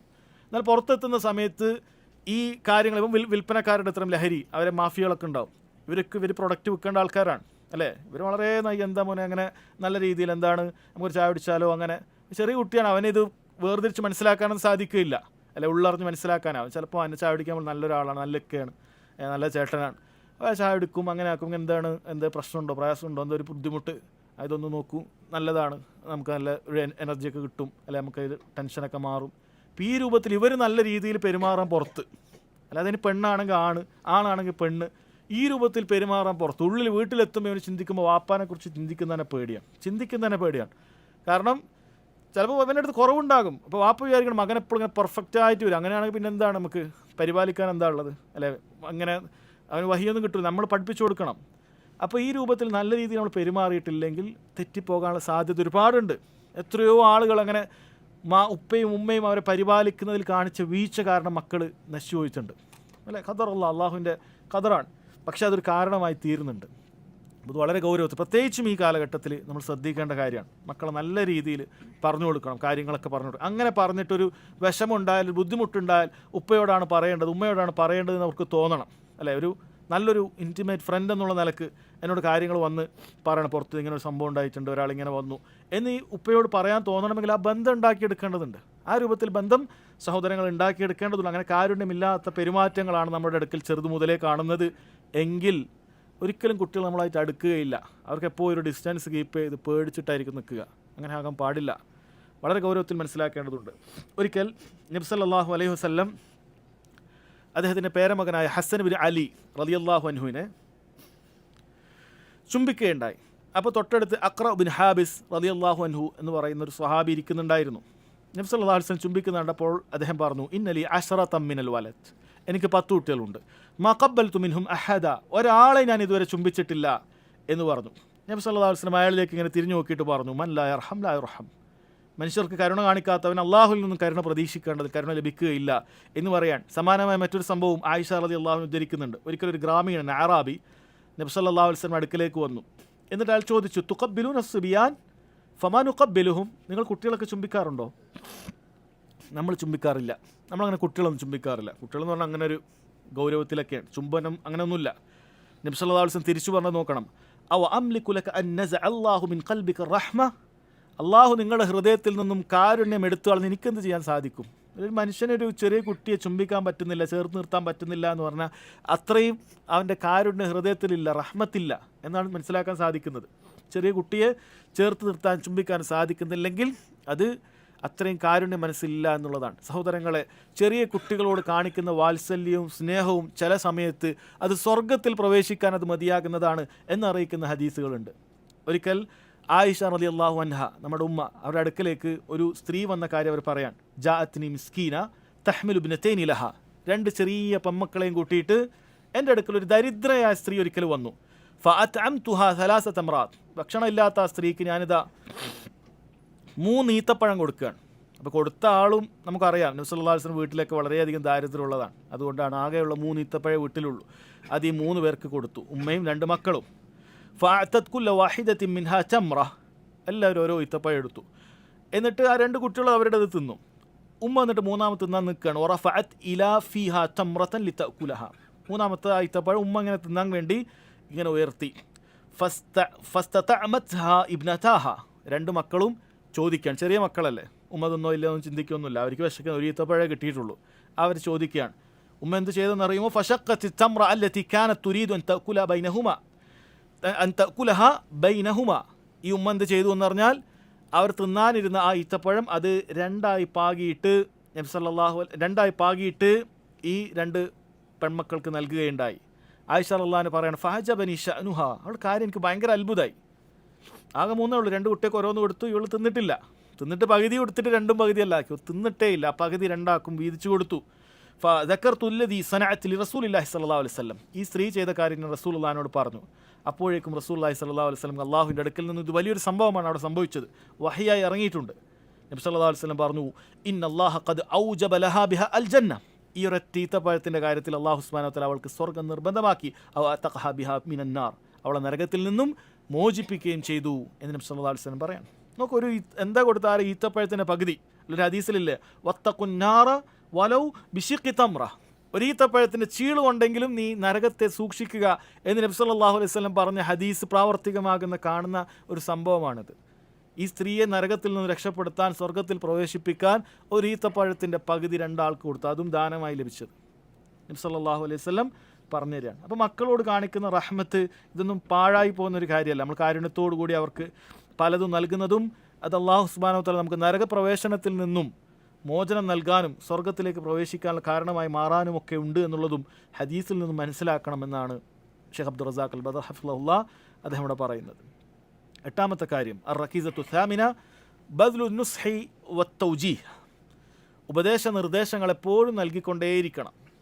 നമ്മൾ അടിസ്ഥാന തൗഹീദ് നേരത്തെ പറഞ്ഞു, കഴിഞ്ഞില്ല. ഈ നസീഹത്തുകളും തൗജീഹൊക്കെ നമ്മൾ ഏറ്റവും കൂടുതൽ മക്കൾക്കാണ് നൽകേണ്ടത്, നാട്ടുകാരോട് മാത്രമല്ല, മക്കൾക്കാണ് ഏറ്റവും കൂടുതൽ നൽകേണ്ടത്, ഉപദേശങ്ങൾ കൊടുക്കേണ്ടത്. അത് പ്രധാനപ്പെട്ട ദീനിൻ്റെ കാര്യങ്ങൾ പലതും ഉണ്ട്. നിസ്കാരമൊക്കെ 7 വയസ്സിൽ കഴിഞ്ഞോ ഇല്ല, വലുതായാലും മക്കളോട് നിസ്കരിച്ചോ, അതുപോലെ കാര്യങ്ങൾ ചെയ്തോ, ഇതൊക്കെ എപ്പോഴും ഉപദേശങ്ങളൊക്കെ എപ്പോഴും ഉണ്ടാകണം. അതുപോലെ വൻപാപങ്ങളെക്കുറിച്ചൊക്കെ എപ്പോഴും ഓർമ്മപ്പെടുത്തണം. ഇന്നെന്തെല്ലാം ഒന്നും ആയിപ്പോയല്ലോ കേട്ടോ, അതൊക്കെ ഇതാണ്. ഇനി മക്കൾ കച്ചവടത്തിലേക്ക് ഇറങ്ങുമ്പോൾ മോനെ സാമ്പത്തികമായ കാര്യം, പലിശ ഇടപാട് നമുക്ക് വേണ്ട, ഇതൊക്കെ മക്കളോട് എപ്പോഴും പറയണം. ഇനി മക്കൾ വലുതായി ഇനൊന്നും പറയാൻ പാടില്ല എന്നല്ല, എപ്പോഴും നിർദ്ദേശങ്ങൾ നൽകിക്കൊണ്ടേയിരിക്കണം. നോക്കൂ, മഹാനായ ലുക്മാൻ അദ്ദേഹം തൻ്റെ മക്കൾക്ക് നൽകിയ ഉപദേശം ആദ്യം തൗഹീദാണ് നമ്മൾ കണ്ടു. പിന്നീട് രണ്ടാമത് പറഞ്ഞ കാര്യം എന്താണ്? മാതാപിതാക്കളോടുള്ള മര്യാദയെക്കുറിച്ച് പഠിപ്പിച്ചു കൊടുക്കുകയാണ്, അല്ലേ? വസ്സൈന അൽ ഇൻസാൻ ബിവാലിദൈഹി. ഇത് അല്ലാഹു സുബ്ഹാനഹു വ തആല പറയാണ്, അവിടെ ഉപദേശങ്ങൾ നൽകുകയാണ്. മാതാപിതാക്കളോട് നല്ല രീതിയിൽ പെരുമാറാനുള്ള കാര്യങ്ങൾ അവിടെ പറയുന്നുണ്ട്. പിന്നീട് മുറാഖബത്തിനെ കുറിച്ച് പറയുന്നുണ്ട്. പിന്നീട് നിസ്കാരത്തെക്കുറിച്ച് പറയുന്നുണ്ട്. നന്മ കൽപ്പിക്കാൻ പറയുന്നുണ്ട്, തിന്മ വിരോധിക്കാൻ പറയുന്നുണ്ട്. അതുപോലെ തന്നെ ഭൂമിയിൽ നടക്കുന്ന സമയത്ത് നീ ഒരാൾക്ക് നേരെയും നിൻ്റെ മുഖം തിരിക്കരുത്. വലാ തുസഇർ ഖദ്ദക ലിന്നാസ്, ജനങ്ങൾക്ക് തന്നെ മുഖം തിരിക്കുന്ന അങ്ങനത്തെ കിബറൻ സ്വഭാവം നിനക്ക് ഉണ്ടാകാൻ പാടില്ല. വലാ തംശി ഫിൽ അർളി മർഹ, അഹങ്കാരിയായിക്കൊണ്ട് നീ ഭൂമിയിൽ നടക്കാൻ പാടില്ല. ഇന്നല്ലാഹു ലാ യുഹിബ്ബു കുല്ല മുഖ്താലിൻ ഫഖൂർ, ഇങ്ങനെ അഹങ്കാരിയായ ദുരഭിമാനിയായ ആളുകളെന്നും അല്ലാഹു സുബ്ഹാനഹു വ തആല ഇഷ്ടപ്പെടുന്നില്ല. വഖ്സിദ് ഫി മഷീഖ്, നിന്റെ നടത്തം മിതത്വം പാലിക്കുക. വഗ്ളുൽ മിൻ സൗതിക്, നിന്റെ ശബ്ദം താഴ്ത്തുക. ഇന്ന അൻകറൽ അസ്വാതി ലസൗത്തുൽ ഹമീർ, ഏറ്റവും മോശപ്പെട്ട അരോചകമായ ശബ്ദം എന്ന് പറയുന്നത് കഴുതയുടേതാണ് എന്നൊക്കെ അല്ലാഹു സുബ്ഹാനഹു വ തആല പറയണം. ഇതൊക്കെ ലുക്മാൻ തൻ്റെ മകന് നൽകിയ ഉപദേശമാണ്. അപ്പോൾ എല്ലാ ഉപദേശങ്ങളും മക്കൾക്ക് എപ്പോഴും നൽകിക്കൊണ്ടിരിക്കണം. അല്ലാഹു തആല ഖുർആനിൽ മഹാന്മാരായ അമ്പിയാക്കൾ മരണവേളയിൽ പോലും ഉപദേശങ്ങൾ നൽകുന്നത് നമുക്ക് എടുത്ത് നൽകിയിട്ടുണ്ട്. മരണവേളയിൽ പോലും. എന്താണ് ആ മരണവേളയിൽ നൽകിയ ഉപദേശം? രണ്ട് കാര്യം ഇവിടെ ഉണ്ട്. ഒന്ന്, ഉപദേശങ്ങൾ അമ്പിയാക്കൾ അവരുടെ മക്കൾക്ക് നൽകിയെന്നാണ്. അമ്പിയാക്കളായ മക്കൾക്ക് നൽകി, അല്ലേ? എൻ്റെ മക്കളൊക്കെ പഠിച്ച ആൾക്കാർ, അവരുടെ എന്ത് ഉപദേശിക്കാനാണെന്നല്ല. ഒന്ന്. രണ്ട്, ആ നൽകിയ ഉപദേശം എന്താണെന്ന് അറിയണം. അല്ലാഹു സുബ്ഹാനഹു വ തആല പറയുന്നു, വവസ്സാ ബിഹാ ഇബ്രാഹീമു ബനീഹി, ഇബ്രാഹിം തൻ്റെ സന്താനങ്ങളോട് നൽകിയ ഉപദേശം. ആരാണ്? ഇസ്മായിലിനോട്, ഇസ്ഹാക്കിനോട്. യാക്കൂബ് അലൈഹി സ്വലാത്തു വസ്സലാം തൻ്റെ സന്താനങ്ങളോട് നൽകിയ ഉപദേശം എന്താണ്? ഉപദേശം രണ്ട് കൂട്ടരൊക്കെ നൽകിയ ഉപദേശം, അല്ല അമ്പിയാക്കൾ നൽകുന്ന ഉപദേശം. യാ ബനിയ്യ, എൻ്റെ മക്കളെ, ഇന്നല്ലാഹു ഇസ്തഫാ ലക്കുമുദ്ദീൻ, നിങ്ങൾ അല്ലാഹു സുബ്ഹാനഹു വ തആല ഈ ദീനിൽ തിരഞ്ഞെടുത്തിട്ടുണ്ട്, നബിമാരാക്കിയല്ലോ. അതുകൊണ്ട് തന്നെ ഫലാ തമൂതുന്ന ഇല്ലാ വഅൻതും മുസ്ലിമൂൻ, നിങ്ങൾ മുസ്ലിമീങ്ങളായിക്കൊണ്ടല്ലാതെ മരിക്കാൻ പാടില്ല. നിങ്ങളെപ്പോഴും ദീൻ അടിയുറച്ച് നിൽക്കണം, അല്ലേ? ഇസ്തിഖാമത്തിന് വേണ്ടി നസീഹത്ത് നൽകുകയാണ്. എന്നിട്ട് അല്ലാഹു സുബ്ഹാനഹു വ തആല പിന്നീട് പറയാണ്, അം കുൻതും ശുഹദാ, നിങ്ങൾ സാക്ഷികളായിരുന്നോ? അല്ലെ, സാക്ഷികളായിട്ട് നബി സല്ലല്ലാഹു അലൈഹി വസല്ലം പറയാൻ, അതിൻ്റെ പ്രാധാന്യം അറിയിക്കാൻ പറയാൻ. ഇദ് ഹദറ യഅഖൂബ അൽ മൗത്ത്, യാക്കൂബ് അലൈഹി സ്വലാത്തു വസ്സലാമിന് മരണം ആസന്നമായ സംഭവം. ഇദ് ഖാല ലി ബനീഹി, യാക്കൂബ് തൻ്റെ മക്കളോട് പറഞ്ഞു, മാ തഅബുദൂന മിൻ ബഅദി, എൻ്റെ മക്കളെ, എനിക്ക് ശേഷം നിങ്ങൾ ആരെയാണ് ആരാധിക്കുക? പറഞ്ഞ കാര്യം നോക്കണം. തൗഹീദിൻ്റെ കാര്യമാണ് പറയുന്നത്. മാ തഅബുദൂന മിൻ ബഅദി, എനിക്ക് ശേഷം നിങ്ങൾ ആരെയാണ് ആരാധിക്കുക? ഒരു നബിയാണ്, ജീവിതകാലം തൗഹീദ് പറഞ്ഞുകൊണ്ടിരിക്കുന്ന ഒരു നബി. ആ നബിയുടെ മക്കളും നബി, അവർ തൗഹീദാണ് പറഞ്ഞുകൊണ്ടിരിക്കുന്നത്. അവരോടിത് പറയണമെങ്കിൽ മാ തഅബുദൂന മിൻ ബഅദി, എനിക്ക് ശേഷം ആരെയാണ് ആരാധിക്കുക? അവർ പറയുന്നു, നല്ലവരായ മക്കൾ, ഖാലു നഅബുദു, ഞങ്ങൾ ആരാധിക്കും ഇലാഹക്, താങ്കളുടെ ഇലാഹിനെ, വ ഇലാഹ ആബായിക്, താങ്കളുടെ പൂർവ്വപിതാക്കളുടെ ഇലാഹിനെ, ഇബ്രാഹിമ വ ഇസ്മാഈല വ ഇസ്ഹാഖ, ഇബ്രാഹിമിൻ്റെയും ഇസ്മായിലിൻ്റെയും ഇസ്ഹാഖിൻ്റെയും ഇലാഹ്. ആരാണ് ഇലാഹ്? ഇലാഹൻ വാഹിദ, ഒറ്റ ഇലാഹേ ഉള്ളൂ. വനഹ്നു ലഹു മുസ്ലിമൂൻ, ഞങ്ങളിതാ അള്ളാഹുവിന് വേണ്ടി ഞങ്ങൾ കീഴൊതുങ്ങിയവരാണ് എന്ന് പറയണം. ആ ഒരൊറ്റ ഏക ഇലാഹിനെ ഞങ്ങൾ ആരാധിക്കുകയുള്ളൂ എന്ന് ആ മക്കളും പറയാം. അപ്പോൾ സഹോദരങ്ങളെ, ഒരു അമ്പിയാക്കൾ അവരുടെ അവസാന കാലത്ത് പോലും തൗഹീദ് പറയണം. ചില ആളുകൾക്ക് ഇങ്ങനെ തൗഹീദ് റിപ്പീറ്റ് ചെയ്തുകൊണ്ടിരിക്കുമ്പോൾ ഒരു പ്രയാസമാണ്. പഠിച്ചിട്ടൊന്നും ഉണ്ടാവില്ല, എന്നാൽ പോലും അത് ആവർത്തിക്കുന്നതിൽ ഒരു വിരസത തോന്നുകയാണ്. പഠിച്ച ആൾക്ക് പോലും വിരസത തോന്നാൻ പാടില്ല. കാരണം നമുക്ക് ഏറ്റവും, നമ്മുടെ റസുൽമാൽ, നമ്മുടെ ഏറ്റവും മുതലതാണ്. അത് നഷ്ടപ്പെട്ടിട്ട് പിന്നെ ബാക്കി എന്തുണ്ടാക്കിയിട്ടും കാര്യമില്ല. അതുകൊണ്ട് വളരെ പ്രാധാന്യം അർഹിക്കുന്ന കാര്യമാണ്. അതുപോലെ നോക്കൂ, അല്ലാഹു സുബ്ഹാനഹു വ തആല ഇസ്മായിൽ അലൈഹി സ്വലാത്തു വസ്സലാമെ പുകഴ്ത്തി പറയാൻ. അദ്ദേഹം തൻ്റെ കുടുംബത്തിനോട് നിസ്കാരത്തെക്കുറിച്ച് കൽപ്പിക്കുന്നതിനാൽ, വക്കാന യഅ്മുറു അഹ്ലഹു ബിസ്സലാത്തി വസ്സകാത്ത്, അദ്ദേഹം തൻ്റെ കുടുംബത്തിനോട് നിസ്കരിക്കാനും സക്കാത്ത് കൊടുക്കാനൊക്കെ കൽപ്പിക്കാറുണ്ടായിരുന്നു എന്നാണ് പറയുന്നത്. ഭാര്യയോട് സക്കാത്ത് കൊടുക്കണേ പറയണം, നീ സക്കാത്ത് കൊടുക്കണം കേട്ടോ. മക്കളോട് നിസ്കരിച്ചിട്ടില്ലേ പറയണം. കുടുംബത്തിനോട് പറയുന്ന അല്ലാഹു സുബ്ഹാനഹു വ തആല പുകഴ്ത്തി പറയാൻ തീർന്നില്ല. നബി സല്ലല്ലാഹു അലൈഹി വസല്ലമയോട് അല്ലാഹു തആല കൽപ്പിക്കാൻ, വഅ്മുർ അഹ്ലക ബിസ്സലാത്തി വസ്തബിർ അലൈഹ, നീ നിന്റെ കുടുംബത്തിനോട് നിസ്കരിക്കാൻ പറയണം. നബി സല്ലല്ലാഹു അലൈഹി വസല്ലമയോട് അല്ലാഹു പറഞ്ഞ വാക്കാണ് വഅ്മുർ അഹ്ലക ബിസ്സലാത്ത്, കുടുംബത്തിനോട് നിസ്കരിക്കാൻ പറയണം. വസ്തബിർ അലൈഹ, അതിൽ നിങ്ങൾ പരിശ്രമിച്ച് ക്ഷമയോടുകൂടി നിങ്ങൾ എന്ത് ചെയ്യണം? അതിൽ തുടരണം, പറയണം കുടുംബത്തിനോട്. അപ്പോൾ എത്ര വലുതായാലും നമ്മളടക്ക് ചോദിക്കണം ഭാര്യയോട്, ചിലപ്പോൾ മറന്നുപോയിട്ടുണ്ടാകാം.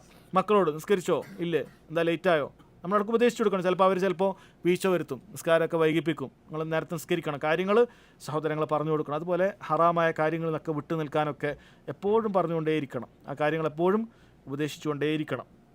അവസാനത്തിലേക്ക് വരികയാണ്. 9ാമത്തെ കാര്യം റക്കീസത്തു താസിഅ അൽ ജലീസു സാലിഹ്, നല്ല കൂട്ടുകാർ മക്കൾക്ക് വേണ്ടി ഉണ്ടാക്കി കൊടുക്കുക എന്നുള്ളതാണ്. കാരണം അറബിയിൽ ചൊല്ലുണ്ട്, ഫഇന്ന സാഹിബ സാഹിബ്, തീർച്ചയായും സാഹിബ് കൂട്ടുകാരൻ അർത്ഥമുള്ള സാദ്, കൂട്ടുകാരൻ സാഹിബ് സീൻ വലിക്കുന്നവനാണ്. ഏതിലേക്കാണോ അവനുള്ളത് അതിലേക്ക് വലിച്ചു പോകും. കൂട്ടുകാരോട് കൂടിയിട്ടാണ് പലരും എന്താവാറുള്ളത്, ചീത്തയാവാറുള്ളത്. ഇത് ആർക്കും അറിയാത്ത ഒരു കാര്യമല്ല അല്ലേ, എല്ലാവർക്കും അറിയുന്ന കാര്യമാണ്. ഒരു കള്ളുടിക്കുന്നവൻ്റെ കൂടെ കൂടിയാൽ മിക്കവാറും കള്ളുടിയാനായിത്തീരും, യാതൊരു സംശയമില്ല. ലഹരി ഒക്കെ ഉപയോഗിക്കുന്ന ആൾക്കാർ, മയക്കുമരുന്ന് ഉപയോഗിക്കുന്ന ആൾക്കാരുടെ കൂടെ ഒരാൾ 2 ദിവസം പോയിരുന്നാൽ 3-ാമത്തെ ദിവസം അവനാവും. അല്ല ആരെങ്കിലും പറയണേ ഞാൻ ലഹരിയൊക്കെ ഉപയോഗിക്കുന്നവൻ്റെ കൂടെ ഞാൻ ഇരിക്കും, ഞാൻ വെറുതെ കമ്പനിക്ക് ഇരിക്കുകയാണ്, കള്ളനായിരിക്കും അവൻ, കള്ളനായിരിക്കും. കാരണം അങ്ങനെയാണോ അവൻ ഇരിക്കാൻ സാധിക്കുക? ഇത്രയും ലഹരിയൊക്കെ ഉപയോഗിക്കുന്നവൻ്റെ കൂടെ അവൻ ഇരിക്കും, അവൻ അതിൻ്റെ ആൾ തന്നെയാണ്, യാതൊരു സംശയം വേണ്ട.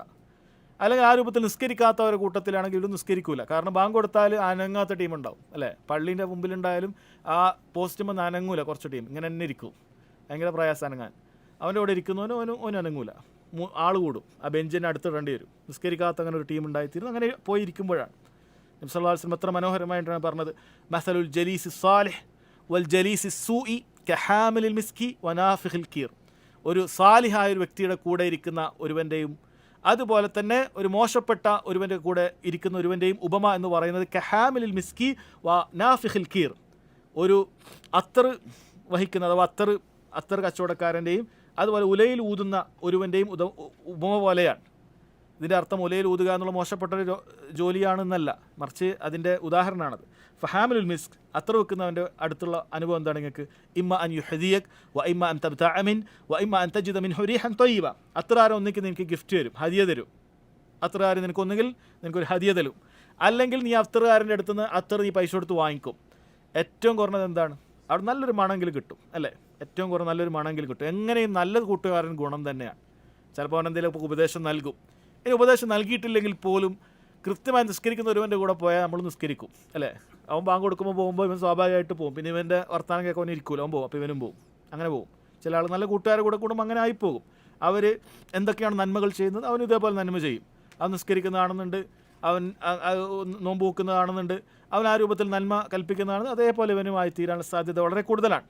എന്നാൽ വനാഫിഖുൽ കീർ, ഉലയിൽ ഊതുന്നവൻ ഇമ്മ അൻ യുഹരിക സിയാബക്, ഒന്നുകിൽ അവൻ എന്ത് ചെയ്യും, നിൻ്റെ വസ്ത്രത്തിന് കത്തിക്കുണ്ടാവും. അവൻ ഊതുമ്പോൾ നമ്മൾ അടുത്ത് പോയി നിന്നാൽ ഇങ്ങനെ വന്ന് നമ്മുടെ വസ്ത്രം ഏറ്റവും കുറഞ്ഞത് ഇമ്മ അൻ തജിദ മിൻ ഹുരീഹൻ ഖബീസ, മോശപ്പെട്ട ഗന്ധം നിനക്ക് അവിടെ നിന്ന് ആസ്വദിക്കേണ്ടി വരും എന്ന് നബി സല്ലല്ലാഹു അലൈഹി വസല്ലം അറിയിക്കുകയാണ്. അതുപോലെ പറഞ്ഞു അൽ മർഉ അലാ ദീനി ഖലീലി ഫൽയൻദുർ അഹദുകും മൻ യുഖാലിൽ, ഒരു മനുഷ്യൻ അയാളുടെ കൂട്ടുകാരൻ്റെ മതത്തിലാണ്, അതുകൊണ്ട് ആരോടൊപ്പം കൂടണം എന്നുള്ളത് ശരിക്കും ചിന്തിക്കണം. ബിദഅത്തുകാരുടെ കൂടെ ഇരുന്നാൽ ബിദഅത്തുകാരായി തീരും. മോശപ്പെട്ട ഹറാമായ പല സ്വഭാവങ്ങളുള്ള ആളുകൾ കൂടെ ഇരുന്നാൽ അവരുടെ കൂടെ ആയിത്തീരും എന്ന് വളരെ ഗൗരവത്തിൽ പറയാൻ. ഇവിടെ ഷെയ്ഖ് അബ്ദുർ റസാഖ് അൽ ബദർ ഹഫിളഹുല്ലാ അദ്ദേഹം പറയാണ്, വഖദ് ഇസ്തജ്ദ നൗഉം മിനൽ അസ്ഹാബി വൽ ജുലസാഇ ഫി ഹാദ الزമൻ ലം യകുൻ ലഹു വുജൂദുൻ ഫി സമനിൻ സാബിഖ്. കഴിഞ്ഞ കാലത്തൊന്നും ഇല്ലാത്ത ഒരു മോശം കൂട്ടുകാർ, പുതിയൊരു ഇനം ഇപ്പോൾ ഇറങ്ങിയിട്ടുണ്ട്. ഏതാണ് ആ പുതിയ ഇനം? അദ്ദേഹം ഉദ്ദേശിക്കുന്നത് ഇങ്ങനെയുള്ള മൊബൈലുകളും മറ്റുമൊക്കെയാണ്. അതൊരു കൂട്ടുകാരനെ പോലെ തന്നെയാണ്. കാരണം ചില ആളുകൾ ചിലപ്പോൾ അവർക്ക് പുറത്തൊരു കമ്പനി ഉണ്ടാവില്ല, അപ്പോൾ നമ്മൾ വിചാരിക്കും വീട്ടിൽ നല്ല അടങ്ങിയിരിക്കുന്ന ഒരുത്തനാണ് എന്ന് വിചാരിക്കും, ആണാകട്ടെ പെണ്ണാകട്ടെ. പക്ഷേ ഇവൻ്റെ കയ്യിൽ ഈ ഉള്ള മൊബൈലിലുള്ള എല്ലാ കൂട്ടുകാരും ഇതിലുണ്ട്. ഇത് പുതിയൊരു കൂട്ടുകാരനാണ്. ഈ ഫോണൊന്നും ഒറ്റൊരു ഫോൺ മതി അല്ലേ, അവൻ ഇതിലൂടെ എല്ലാ ആളുകളായിട്ട് ഇവൻ ഇതിലൂടെ ബന്ധപ്പെടുന്നുണ്ടാവും. അപ്പോൾ മാതാപിതാക്കൾ അങ്ങനെ എന്ത് ചെയ്യരുത്, ആശ്വസിക്കരുത്. ചില ആൾ വിചാരിക്കും എൻ്റെ പോലെ എവിടെ പോകുന്നില്ലല്ലോ, ഫുൾ ടൈം ഇവിടെ ഉണ്ട്. എന്തുകൊണ്ടാണ് ഇവിടെ ഉണ്ടാകുന്നത്? കാരണം ഇതിലൂടെ അവന് കിട്ടേണ്ടതൊക്കെ കിട്ടുന്നുണ്ട്, ഇവന് വേണ്ട ബന്ധപ്പെടുന്ന ആളുകളൊക്കെ ഇവന് ബന്ധപ്പെടുന്നുണ്ട്, ഇവൻ എന്തെല്ലാം രൂപത്തിലുള്ള ഹറാമുകൾ അതിലൂടെ ലഭിക്കുന്നുണ്ട്. അതുകൊണ്ട് അത് ശ്രദ്ധിക്കണം. അപ്പോൾ മക്കളെ മോശം കൂട്ടുകെട്ടിൽ പറഞ്ഞേക്കാൻ പാടില്ല എന്നതുപോലെ തന്നെ ശ്രദ്ധിക്കേണ്ട കാര്യമാണ് ഇത്തരം കാര്യങ്ങൾ. സ്മാർട്ട് ഫോണുകൾ അത് ഉപയോഗിക്കുന്ന സമയത്ത് അത് ഉപയോഗിക്കാനുള്ള പ്രായമാകുന്നതിന് മുമ്പ് അമിതമായി നൽകരുത്. അവർക്ക് ആവശ്യമുണ്ടാകുന്ന വല്ല കാര്യത്തിനും കൊടുക്കുക എന്നുള്ളതല്ലാതെ അങ്ങനെ പൂർണ്ണമായി അവരുടെ കൈകളിലേക്ക് ഏൽപ്പിച്ചാൽ അത് വളരെ അപകടം പിടിച്ച കാര്യമാണ്. 2 നിലക്കും അപകടമാണ്. ശുഭത്തുകളും ഉണ്ടാകും, അതിൽ ഷഹ്വത്തുകളും ഉണ്ടാകും. ദീനിൽ നിന്ന് തന്നെ തെറ്റിച്ച് കളയുന്ന എത്ര ചാനലുകളാണുള്ളതല്ലേ. അത് ഇന്നത്തെ അപകടം എന്ന് പറഞ്ഞാൽ ഇപ്പുറത്ത് തൗഹീദിൻ്റെ പ്രസംഗമാണെങ്കിൽ അതിന് നേരെ താഴെ അടുത്ത വീഡിയോ എന്ന് പറഞ്ഞിരുന്ന് ഷിർക്കിൻ്റെതായിരിക്കും. ഇപ്പുറത്ത് ദീനിലേക്ക് ക്ഷണിക്കുന്നതാണെങ്കിൽ ഇപ്പുറത്ത് ദീനിൽ നിന്ന് പുറത്തു കൊണ്ടുപോകുന്നവൻ്റെ ആയിരിക്കും. അത് രണ്ടും തമ്മിൽ വലിയ വ്യത്യാസമൊന്നുമില്ല, സഞ്ചരിക്കേണ്ട ദൂരമൊന്നുമില്ല. ഒരു ക്ലിക്കിൻ്റെ അപ്പുറത്തും ഇപ്പുറത്തുമാണ് ഈ ദീനും സ്വർഗവും നരകമൊക്കെ തീരുമാനിക്കപ്പെടുന്നത്. അങ്ങനെയാണ് ഉണ്ടാവുക. അത് ദീനിൽ നിന്ന് തെറ്റിപ്പോകുന്ന കാര്യങ്ങളാണ്. അത് ഹറാമുകളും അങ്ങനെ തന്നെയാണ്, അപകടമാണ്. നല്ലത് കാര്യങ്ങൾ കഴിഞ്ഞാൽ അടുത്തത് മോശമായിരിക്കും. അപ്പോൾ അത് ഉപയോഗിക്കുന്നവൻ്റെ എങ്ങനെയാണ് അവൻ ഉപയോഗിക്കുന്നത് അതുപോലെ തിരിക്കും. അപ്പോൾ ചെറിയ കുട്ടികളെ സംബന്ധിച്ചിടത്തോളം അവർ കൂടുതൽ തെറ്റിലേക്ക് പോകാൻ സാധ്യത, വലിയ ആൾക്കാരും ശ്രദ്ധിക്കേണ്ട കാര്യം തന്നെയാണ്, യാതൊരു സംശയമില്ല. പക്ഷേ കുട്ടികളെ നമ്മളത് ഒരു മോശം കൂട്ടുകാരനെയും നല്ല കൂട്ടുകാരനെയും ഏൽപ്പിക്കുന്നത് പോലെ, അതിലെത്രമാത്രം ശ്രദ്ധ നൽകുന്നത് പോലെ ഈ മൊബൈൽ കൊടുക്കുമ്പോഴും സഹോദരങ്ങളെ അത് ശ്രദ്ധിക്കേണ്ട കാര്യമാണ്. അറക്കീസത്തുൽ ആഷിറ, അവസാനത്തെ 10ാമത്തെ കാര്യം അൽ ഖുദ്വത്തുൽ ഹസന, നല്ലൊരു റോൾ മോഡലായി നമ്മൾ മാറണം എന്നുള്ളതാണ്. ഈ പറഞ്ഞ കുറേ പോയിന്റുകളുണ്ട്, അങ്ങനെയൊക്കെ ഇങ്ങനെ പറയണം, ഉപദേശിക്കണം. എന്തുണ്ടായാലും ശരി, നമ്മൾക്കിതിനെ ഒരു ഖുദ്വത്തുൽ ഹസന, ഈ പറയുന്ന നന്മ കൽപ്പിച്ചതും തിന്മ വിരോധിച്ചതൊക്കെ നമ്മളിലില്ലെങ്കിൽ സഹോദരങ്ങളെ, അത് ആളുകൾ സ്വീകരിക്കാനുള്ള സാധ്യത വളരെ കുറവാണ്. കാരണം മനുഷ്യനെ സംബന്ധിച്ചിടത്തോളം ഒരു കാര്യം ചെയ്യാത്ത ഒരാൾ അവനോട് ആ കാര്യം ചെയ്യാൻ വേണ്ടി ഉപദേശിച്ച് അത് ചെയ്യാൻ ഒരിക്കലും തോന്നൂല, അല്ലേ? നിസ്കരിക്കാത്ത ഒരാൾ വന്നിട്ട് നമ്മളോട് നിസ്കരിക്കണം എന്ന് പറഞ്ഞാൽ, നിസ്കരിക്കാത്ത വേറൊരാളോട് പോയി നിസ്കരിക്കണം എന്ന് പറഞ്ഞാൽ കേൾക്കുമോ? കാരണം മനസ്സിലാക്കും ഈ പറയുന്ന കാര്യം വല്ല ഗൗരവമുള്ള കാര്യമാണെങ്കിൽ നിങ്ങൾ ആദ്യം ചെയ്യും. ഒരു വാപ്പ ലഹരി ഉപയോഗിക്കുന്നവനാണ്, എന്നിട്ട് മക്കളോട് പോയിട്ട് നീ ലഹരി ഉപയോഗിക്കരുത് എന്ന് പറയുമ്പോൾ അവന് കേൾക്കുമോ? കാരണം ഇത് വലിയൊരു ഗൗരവമുള്ള കാര്യമാണ് എങ്കിൽ, ഇത് അള്ളാഹിൻ്റെ അടുക്കൽ വലിയ ഗൗരവമുള്ളൊരു കാര്യമാണെങ്കിൽ ഇയാൾ ആദ്യം ഉപേക്ഷിക്കും. ഇയാളത് ഉപേക്ഷിക്കുന്നില്ലെങ്കിൽ അത്ര വലിയ ഗൗരവമൊന്നും ഉണ്ടാവില്ല, സ്വീകരിക്കാൻ തയ്യാറില്ല, സ്വീകരിക്കാൻ സാധ്യതയില്ല, അല്ലെ? മക്കൾ ചിലപ്പോൾ ലഹരി ഉപയോഗിക്കരുത്, കഞ്ചാവ് ഉപയോഗിക്കരുത്, ഉപയോഗിക്കരുത് എന്നൊക്കെ പറയുന്നു. വാപ്പ ചിലപ്പോൾ നല്ല സിഗരറ്റ് വലിക്കുന്ന ആളായിരിക്കും. അപ്പോൾ മോൻ വിചാരിക്കും ഇയാൾ വലിക്കുന്നതിനേക്കാൾ ലേശം കൂടുതലെന്നുള്ളൂ, നമ്മളാരും ഉപദ്രവിക്കുന്നൊന്നുമില്ല, നമ്മുടെ അടുത്ത് പുകയും വെടിയൊന്നുമില്ല, ഇയാളിങ്ങനെ എല്ലാവരും ഉപദ്രവിക്കുന്നുണ്ട്. ഇവൻ ചിലപ്പോൾ ഇങ്ങനെയൊക്കെ ചിന്തിക്കുക. അപ്പോൾ ഉപദേശിക്കുന്നവൻ ഈ ഹറാമുകളിൽ ചെയ്യുന്നവനാണ് എങ്കിൽ, ഉപ്പ അങ്ങനെ കടന്നിട്ട് അവിടെ ചാരി ഇരുന്നിട്ട് ആ പള്ളിയിൽ പോകുമെന്ന് പറഞ്ഞിട്ട് ഇയാൾ പള്ളിയിലൊന്നും പോകില്ല, ഇയാൾ പത്രമൊക്കെ വായിച്ചിരിക്കുകയാണ്. മക്കൾക്ക് തോന്നുന്നില്ല പള്ളി പോലെ വലിയൊരു നിർബന്ധമായ കാര്യമാണെങ്കിൽ, ബാങ്ക് കേട്ടാൽ ആണുങ്ങൾ പള്ളിയിലേക്ക് പോകൽ നിർബന്ധമായ കാര്യമാണെങ്കിൽ, ഒരു ഖൈറുള്ള കാര്യമാണെങ്കിൽ ഇയാൾ പോകണമായിരുന്നു, പോകുന്നില്ല. അപ്പോൾ നമ്മൾ ഖുദ്വത്തുൻ ഹസന, നമ്മൾ നല്ലൊരു റോൾ മോഡലായി അവിടെ തീരുന്നില്ല എങ്കിൽ നമുക്കവിടെ ഉപദേശിക്കാനുള്ള വകുപ്പുണ്ടാവില്ല. ഉമ്മയും ഒപ്പം ഇരുന്നിട്ട് ഇങ്ങനെ ചാനലിൽ ഇങ്ങനെ സിനിമയും സീരിയലൊക്കെ കാണുകയാണ്. മക്കളോട് ഫോൺ ഉപയോഗിക്കരുത് കേട്ടോ എന്ന് പറഞ്ഞാൽ ഓരെന്താ വിചാരിക്കുക? ഇവർക്ക് വേണ്ടതൊക്കെ ഇവർ കാണുന്നുണ്ട്, അപ്പോൾ എനിക്ക് വേണ്ടത് എനിക്കും കാണണം എന്നവർ ചിന്തിക്കുകയുള്ളൂ. അതുകൊണ്ട് നമ്മൾ നല്ല രീതിയിൽ നമ്മൾ നല്ലത് കാണുകയും നമ്മൾ നല്ലത് ചെയ്യുകയും ആ രൂപത്തിൽ റോൾ മോഡലായി നമുക്ക് ചെയ്യാൻ സാധിച്ചിട്ടില്ലെങ്കിൽ സഹോദരങ്ങളെ സ്വീകരിക്കുകയില്ല. മഹാനായ ഷുഐബ് അലൈഹി സ്വലാത്തു വസ്സലാം അദ്ദേഹം ഉപദേശിക്കുന്ന വേളയിൽ പറഞ്ഞു, വമാ ഉരീദു അൻ ഉഖാലിഫക്കും ഇലാ മാ അൻഹാക്കും അൻ, ഞാൻ വിരോധിക്കുന്ന കാര്യങ്ങളോട് എതിരാകുവാൻ ഞാൻ ഒരിക്കലും ഉദ്ദേശിക്കുന്നില്ല. അപ്പം ഞാൻ എന്താണോ വിരോധിക്കുന്നത് അതിനോട് എതിരാവുക എന്നുള്ളത് ഒരിക്കലും എനിക്ക് പാടില്ലാത്ത കാര്യമാണ്. അല്ലാഹു സുബ്ഹാനഹു വ തആല പറഞ്ഞല്ലോ, യാ അയ്യുഹല്ലദീന ആമനു ലിമ തഖൂലൂന മാ ലാ തഫഅലൂൻ, മുഅ്മിനീങ്ങളെ എന്തിനാണ് നിങ്ങൾ ചെയ്യാത്ത കാര്യങ്ങൾ നിങ്ങൾ പറയുന്നത്? കബറ മഖ്തൻ ഇൻദല്ലാഹ് അൻ തഖൂലു മാ ലാ തഫഅലൂൻ, നിങ്ങൾ ചെയ്യാത്ത കാര്യങ്ങൾ ചെയ്യാത്ത കാര്യങ്ങൾ നിങ്ങൾ പറയുക എന്നുള്ള അല്ലാഹ്ക്ക് വെറുപ്പുള്ള കാര്യമാണ്. അതഅമുറൂന അന്നാസ ബിൽ ബിർരി വതൻസൂന അൻഫുസകും, നിങ്ങൾ ജനങ്ങളോട് നന്മ കൽപ്പിക്കുന്നു, സ്വന്തത്തെ കാര്യം അത് മറന്നുപോവുകയും ചെയ്യുന്നു. വഅൻതും തത്ലൂനൽ കിതാബ്, നിങ്ങൾ വേദഗ്രന്ഥം പാരായണം ചെയ്യുന്നവരാണ്. അഫലാ തഅഖിലൂൻ, ബുദ്ധിയില്ലേ നിങ്ങൾക്ക്? അല്ലാഹു സുബ്ഹാനഹു വ തആല ചോദിക്കുകയാണ്. അതുകൊണ്ട് സഹോദരങ്ങളെ, നമ്മൾ നല്ലൊരു റോൾ മോഡലായി തീരുക എന്നുള്ളത് അത് വളരെ വലിയ കാര്യമാണ്.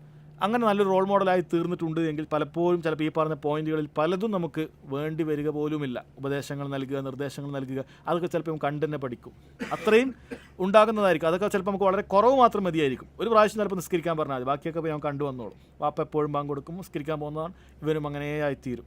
വാപ്പ അങ്ങനെ ചെയ്യാറില്ല, വാപ്പ ഇങ്ങനെ ചെയ്യാറില്ല, വാപ്പ ഈ രൂപത്തിലാണ് ആളോട് പെരുമാറുക. ഇതുവരെ വാപ്പ അങ്ങനെ ഒരാളെ അടിക്കുന്നത് കണ്ടിട്ടില്ല, ഒരാളെ മോശം പറയുന്നത് കണ്ടിട്ടില്ല, ഉമ്മയോട് ദേഷ്യം പിടിക്കുന്നത് കണ്ടിട്ടില്ല, ഉമ്മയെ ആ രൂപത്തിൽ മോശം പെരുമാറുന്നത് കണ്ടിട്ടില്ല. ഇവനും അങ്ങനെ ആയിത്തീരും.